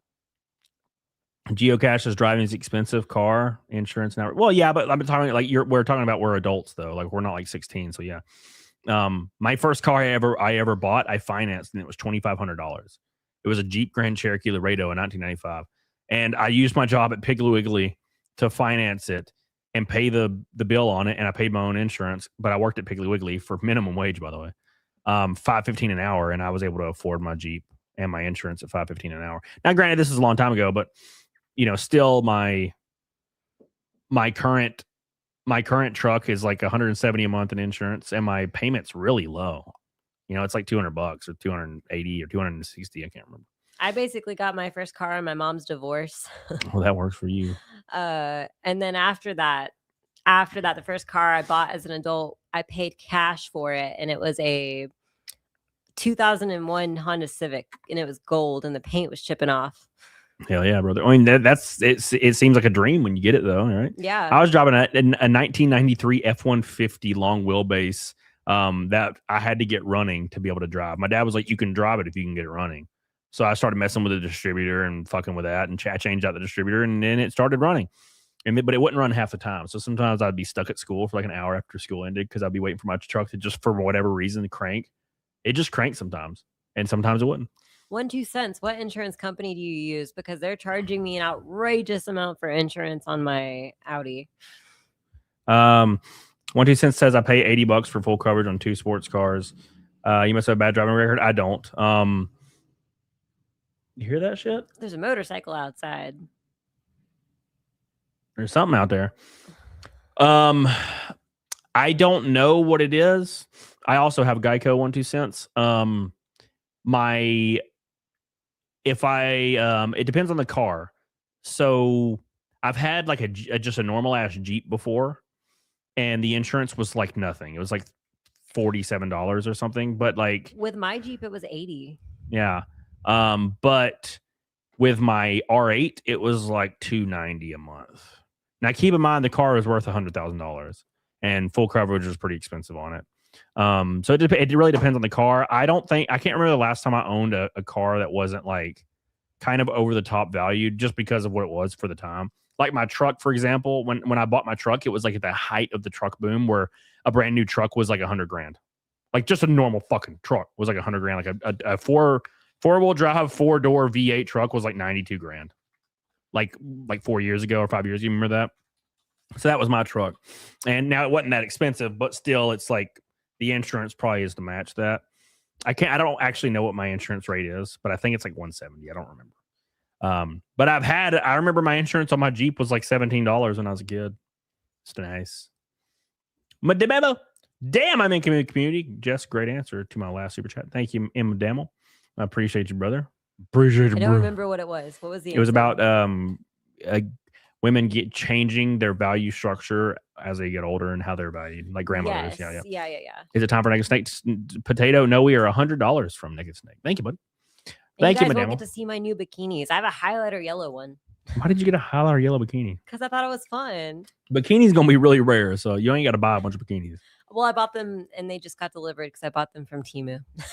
Oh my god, Timu. All right. Cecil got a $1,000 Ko-Fi payment today in one hit. Oh my god. That fucking fuck. God, he can just take time off and come back and make $1,000. I'm sick of Cecil. He fucked up my raid. He just hates me, and all he does is make me feel bad about my life. Thank you, Madamo. Appreciate you, brother. All right, let's continue, boys. Let's continue. Yeah, Tristan, you're right. You do have to change insurance companies all the time. I actually called. So my Audi insurance was like $500, and I was like, "Fuck this!" So I called, and I was like, "I cannot pay this insurance." And then they just said, "What about $290?" And I'm like, "What do you mean?" They're like, "You can have your rate can be $290." And I'm like, "What the fuck are you talking about?" And they just made it $290. And I was like, "What is happening?" That can totally happen. Just call to cancel your insurance, and they'll just lower your rate. They'll offer to lower it. I just haven't done that because my truck's insurance isn't that wild. You know, my Mustang was like, I think my Mustang full coverage was $90. I had a 2015 like 5.0 Mustang, like a bright red one with almost no miles on it, and it was only like $90 or something. So just depends on what it is. My R8 was $1 billion though. It was terrible. So selling it saved a lot of money. He had to take the streams down because he said the F game work. Yeah, but you can. So how raids work is you delete the stream, but you delete it like 5 minutes after the stream, so the raid goes through. Otherwise, the raid doesn't go through because you can't raid from a stream that doesn't exist. So that's how that works anyway. Michael says we need to teach kids about finances again. People are in their 20s, live with their parents, have full-time jobs, and they're broke. Yeah, it's terrible. And then they claim they can never buy a house because they don't know. That's one of my biggest complaints with people nowadays. Like everyone talks about how like they can't afford anything, but they're always buying shit. Like we live in a consumer society where you're just like earning your money just to throw it away again. Yep. No one knows how to save money. Yep. 100%, man. It's pretty sad, but that's just the world we're in. And everybody has the newest phone and the newest stuff, and they finance it to the max, and they have giant interest rates, and they don't know how to stay. Dude, I have friends. When I was working at GameStop for years, I had friends that were making $11 an hour, could barely pay their rent, and they were spending every free cent they had on like magic cards or pop vinyls. They looked at their money in their bank account as money they had to spend, not money they had to save. They were like, I have $80, therefore I can spend $80 right now. Instead of I have $80, I need to put this towards my rent next month and have a plus 80 bonus, like a plus 80 buffer. They don't look at it that way. No one does anymore. I think it's a problem with delayed gratification. Yeah. Because like, you know, that pop vinyl is easily obtainable. What's not easily obtainable is a house. And so you're like, I can get this now, or I can get that in 5 years if I don't buy any of these now. And people choose to buy what they can get now. Yep. Actually, it's funny. During COVID, there was a huge uptick in small splurge spending because people, instead of saving their money, because like, you know, things were expensive during COVID, instead of spending and saving their money and buying things that they needed that were more expensive, they would just go buy lipstick or nail polish or whatever. So there was like a huge uptick. And I found that really interesting. That's the reason I don't collect anything. I'm considering selling my entire PlayStation 1 library, which I've had for a long time, but they're so valuable.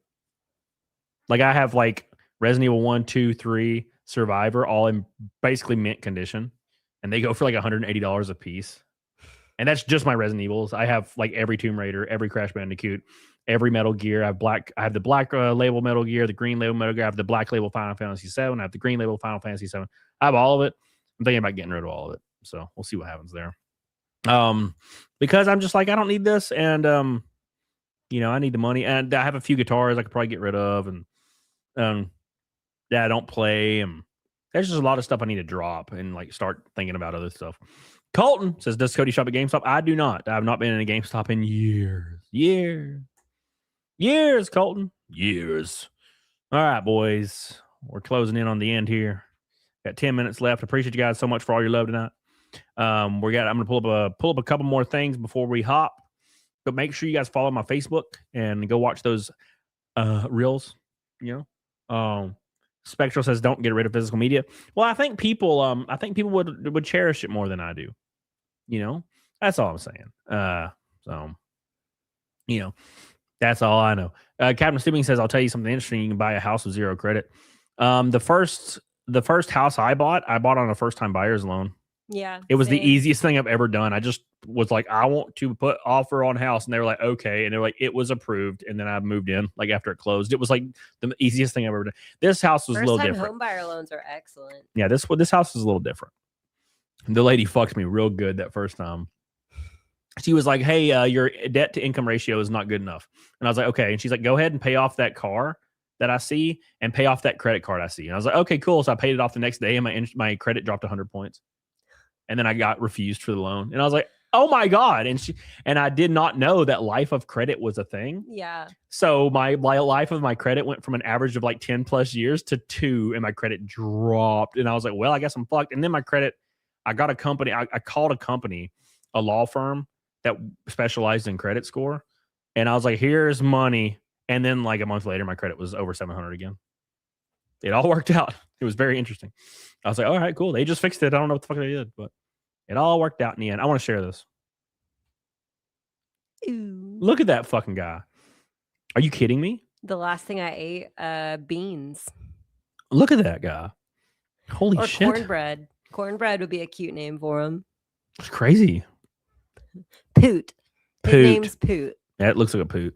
I don't know why I was scrolling and I saw that. I'm like, I have to fucking show everybody this little guy. He's adorable. He's a cute little boy. Oh God, Jesus! Just a picture of Belle Delphine have pissed her pants. I'm like, why is that even on my feed, dude? I don't even like Belle Delphine. Sell her pissed pants. I bet she sold her pissed pants. She was the one that like is famously the meme of selling your bathwater. That was her. Yeah. That was her thing. Yep. She sold the bathwater and people unironically bought it, which was gross. No, thank you. I'll never understand it. Never understand it, man. Everybody's complaining about Stranger Things for some reason. So, anyways, let's see what this lady's screaming about. I don't know what she's screaming about, but I'm going to pull it up anyway. Pooch. God, my nose is all kinds of fucked up because I'm sick. I'm kind of mad about the streak dying. I'm broken. Wish could help. Oh, it's all good, Gooch Miss. You ain't got to worry about it, buddy. You ain't got to worry about it, buddy. I bought some of those Sydney Sweeney bathwater soap bars. Hell yeah. Sydney Sweeney be looking good. Like you don't realize it because you like see a picture of her and you're like, oh, she looks pretty good. She doesn't look crazy though, right? And then you see her naked in that one movie and you're like, oh my God, what the fuck? She's like over the top. Like what happened? Like her stomach is like weirdly shaped and has weird unnatural lines on it that just make it look amazing. You're like, what are those lines I'm seeing on her stomach? She looks amazing. She looks awesome. You know what we need to motherfucking do? We need to stop pushing Americans past their fucking breaking point! Hustle culture has gotten out of control, and we cannot afford to live here! Why is she screaming? And also, why does she remind me of Daracuda? I don't see it, and I don't know. Her face, her like eyes look like Daracuda for me. Stop pushing us past our fucking limits! We just want to be able to breathe! Breathe! I wish she would take a moment to breathe. Yeah. And it's funny because this leads all back to taxes, right? Fucking relief!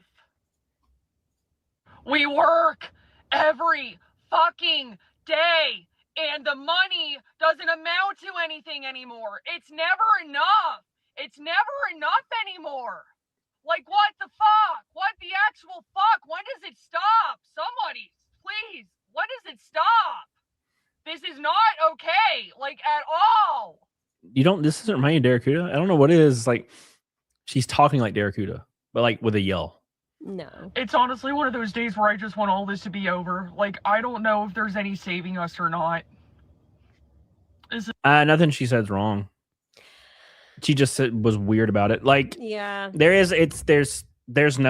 doesn't seem like there's a way out. And politicians are really good at just making you focus on stupid things like racism and stuff. Right. So you're just like you're not looking at the picture, and you're not looking at the money. It's all about the money, right? Yeah. And that's why I was talking about earlier. If the debate stage, if they get on the debate stage, the trans question will come up.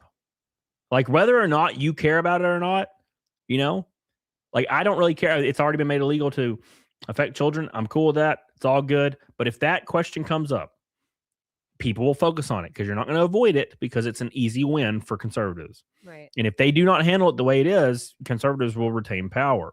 And in my opinion.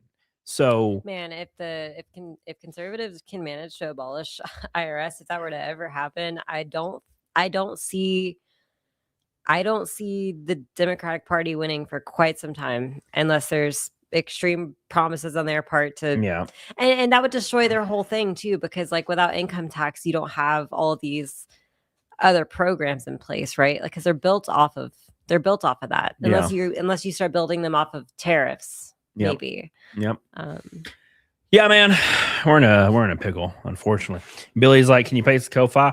It's wild that I have mods in my chat whose responsibility is to post links, and none of them post the links, nor they have them. If one of my mods doesn't show up, which is McSteller, we're fucked, because he posts all the links and no one else knows how to do it for some reason. Where are you, McSteller? What is wrong with you people? Where are you? We shouldn't have let him out of the basement. It's like your only job is to mute people that are being over the top, unreasonable, and spamming, and also posting links. It's like, well, I don't know how to do that, so I guess I'll just jump off a cliff. So, is it pronounced Ko-Fi or coffee? I have no idea, actually. Ko-Fi seems like the right pronunciation, So, anyways, are you in the mod chat on X 1-2 cents? You should be invited to it if you're not. So they all died from lack of food. Rest in peace, boys. Rest in damn peace. All right. Well, you should get in there. Somebody should invite 1-2 cents. I don't ever mess with the chat. I just let it happen. And then random people start showing up in it. And I'm like, okay, I guess that's a mod. I don't know. So anyways, we got about 4 minutes. I'm about to piss my pants. I'm so hungry. Let me pick a raid path here. I'm also hungry. We got pizza left, right? We have one slice of pizza. Is it mine? Because I didn't. Yeah, you can fucking. I don't care. I don't need it. I don't need that shit. All right. Where is it? Where? Man, I could have sworn. Oh, Nick starts in like a minute. You got my vape still? Yeah, I got a minute. Hold on. Uh-oh. Oof. Let me look. Uh-oh. Stop saying. I have no windows popped up right now. I'm trying to. Okay, there it is. All right, we'll do that. We'll do that then. We'll come back. Okay, I'm here. I'm back. Jesus, I'm back. Geocached with a pink boy. It says, "Oh fuck for the snake." Happy New Year, Cody, and the pretty lady too. Thank you, Geocache, my boy. Cody really does need a BBL surgery, Matt, all day. He got a tiny booty. I do have a little ass. It's kind of sad. Thank you, Geocache, for your love. I appreciate you, brother. We made it all the way almost to Naked Snake without a single red boy. It's crazy. Thank you so much, Geocache. We love you, buddy. We appreciate you. The chat is officially asexual. Thank you. Why did I take that? There it is. Thank you, Geocache. What a big, strong man. What a big, strong man he has. Yeah, Ashley's just all ass. She's all ass. She's just nothing but ass. Hank Hill ass. Yeah, I sit right on my tailbone. It's very sad. I'm not weak in my ass. I just don't have an ass. You need to wear those little like chicken cutlet things that Hank Hill did. Yeah, the little bags and then like he's racing the lawnmower and one of them blows out. He has that ass blow out. It's a stupid episode. They're all good though. All the episodes are good. But I really like King of the Hill, man. It's so good. It's like the only show where the dad wasn't an idiot and he actually listened to people around him.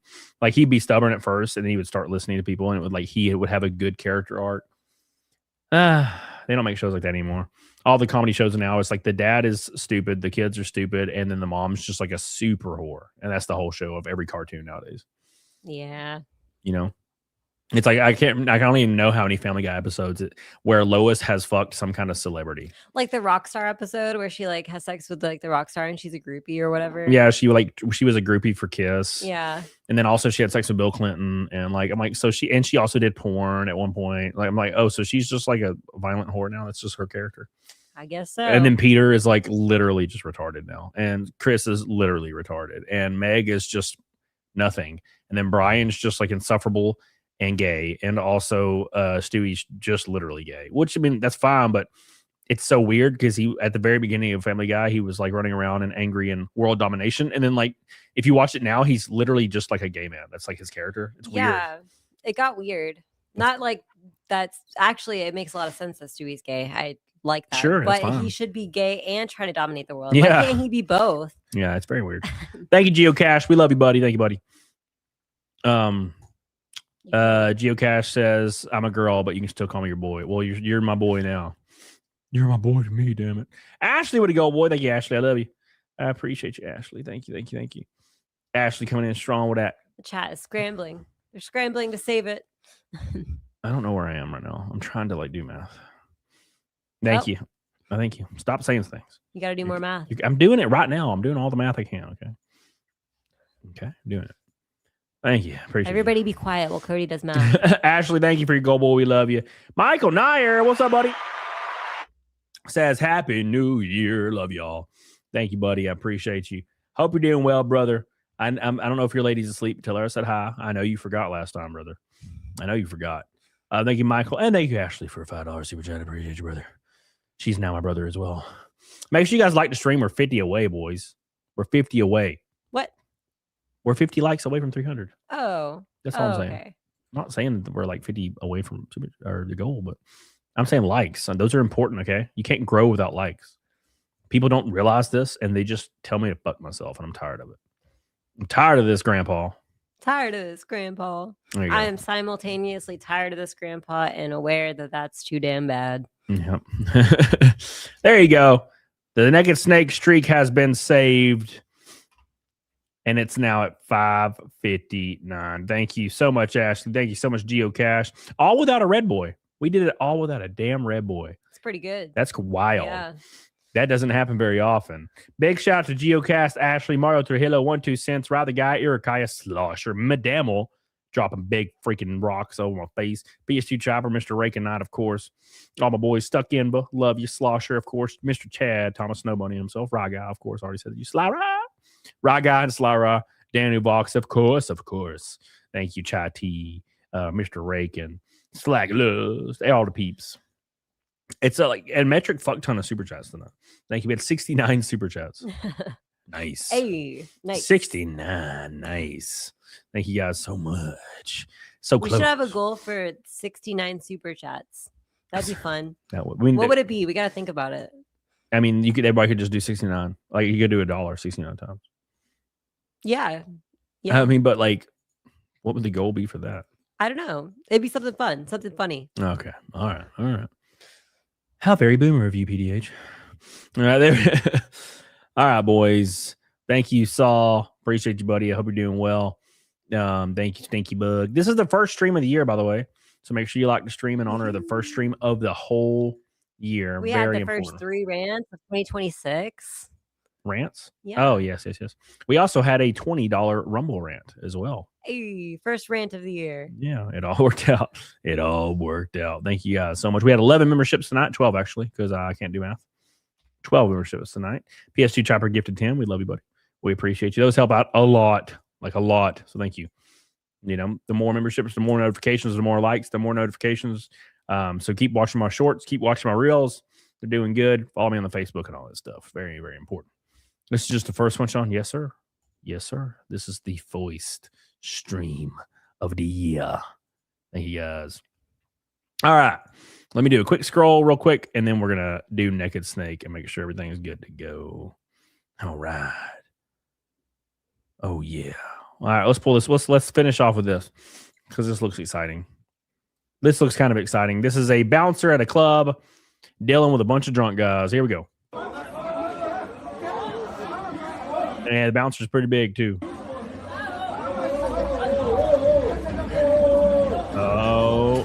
Oh, here we go. You got the green light. Oh my god. Up, they're down. Oh my god. Oh, damn, that was rough. That was rough. They're going to the hospital for sure. That sounded like a shotgun went off when they hit Oh him. my god. That guy back there in the back, he got the worst. I don't know if you saw the guy wailing on him. Yeah. He's done. So where's this other guy? Oh, I see it. Yeah. In the face. Drunk people, man. Drunk people. I'll tell you what, man. I've known friends in the past. Now, I've never understood it. When I drink, I don't get angry. I don't want to fight with anybody. I just like to relax. And but I've had friends in the past growing up that they fight.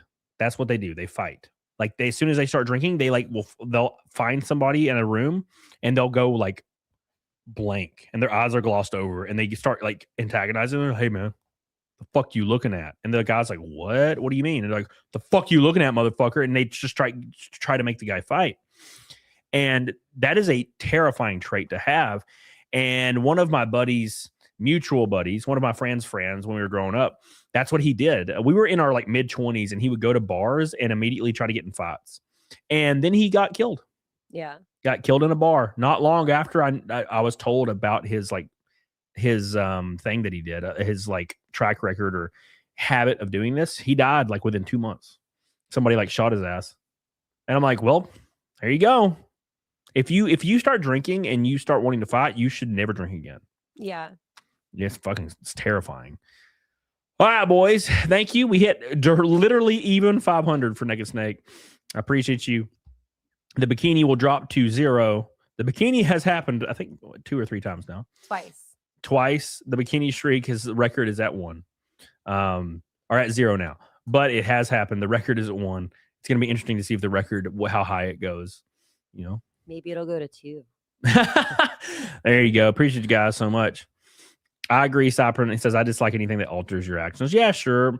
I feel like drinking for me doesn't really alter my decision making. I feel like a lot of people talk about like how their decision making is hampered with alcohol.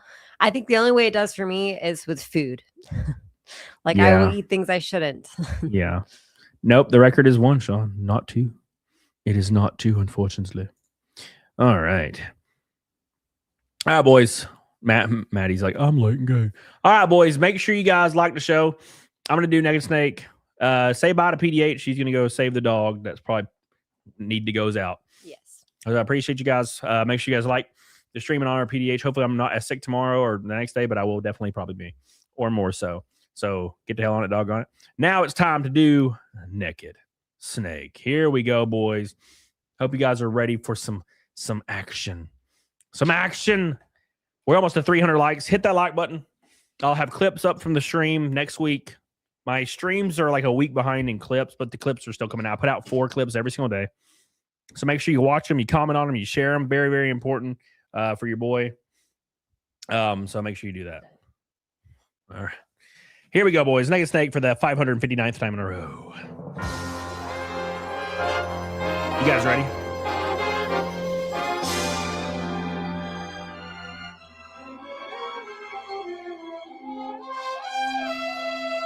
Here we go.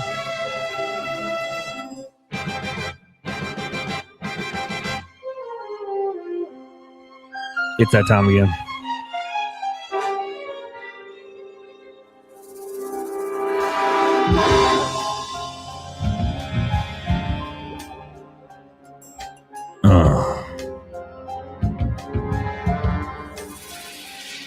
What a thrill with darkness and silence through the night. night. What a thrill. I'm Here we go. searching on First my naked steak of 2026. fear in my heart. One more time.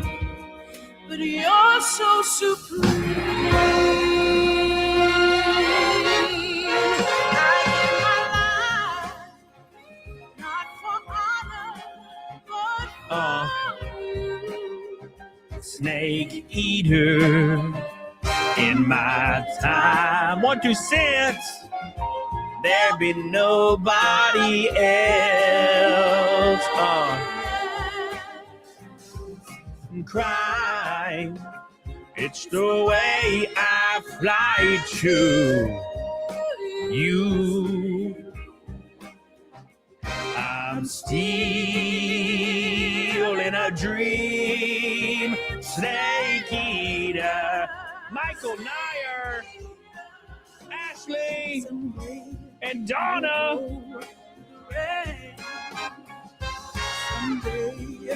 Chai tea. a tree frog.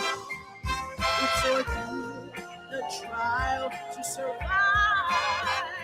For the day Oh my God. Can you feel it? I give my life, not for honor, but for you.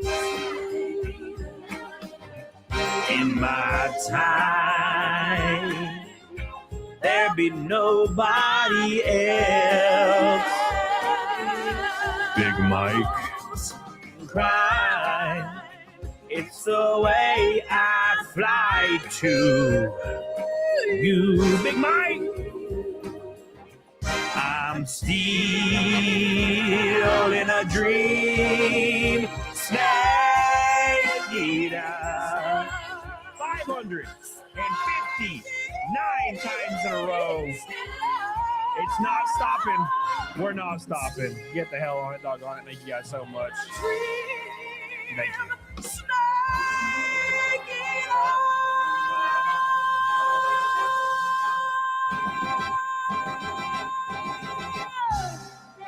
Hell yeah. Thank you guys. I love you. I appreciate you. Thank you so much for all your love.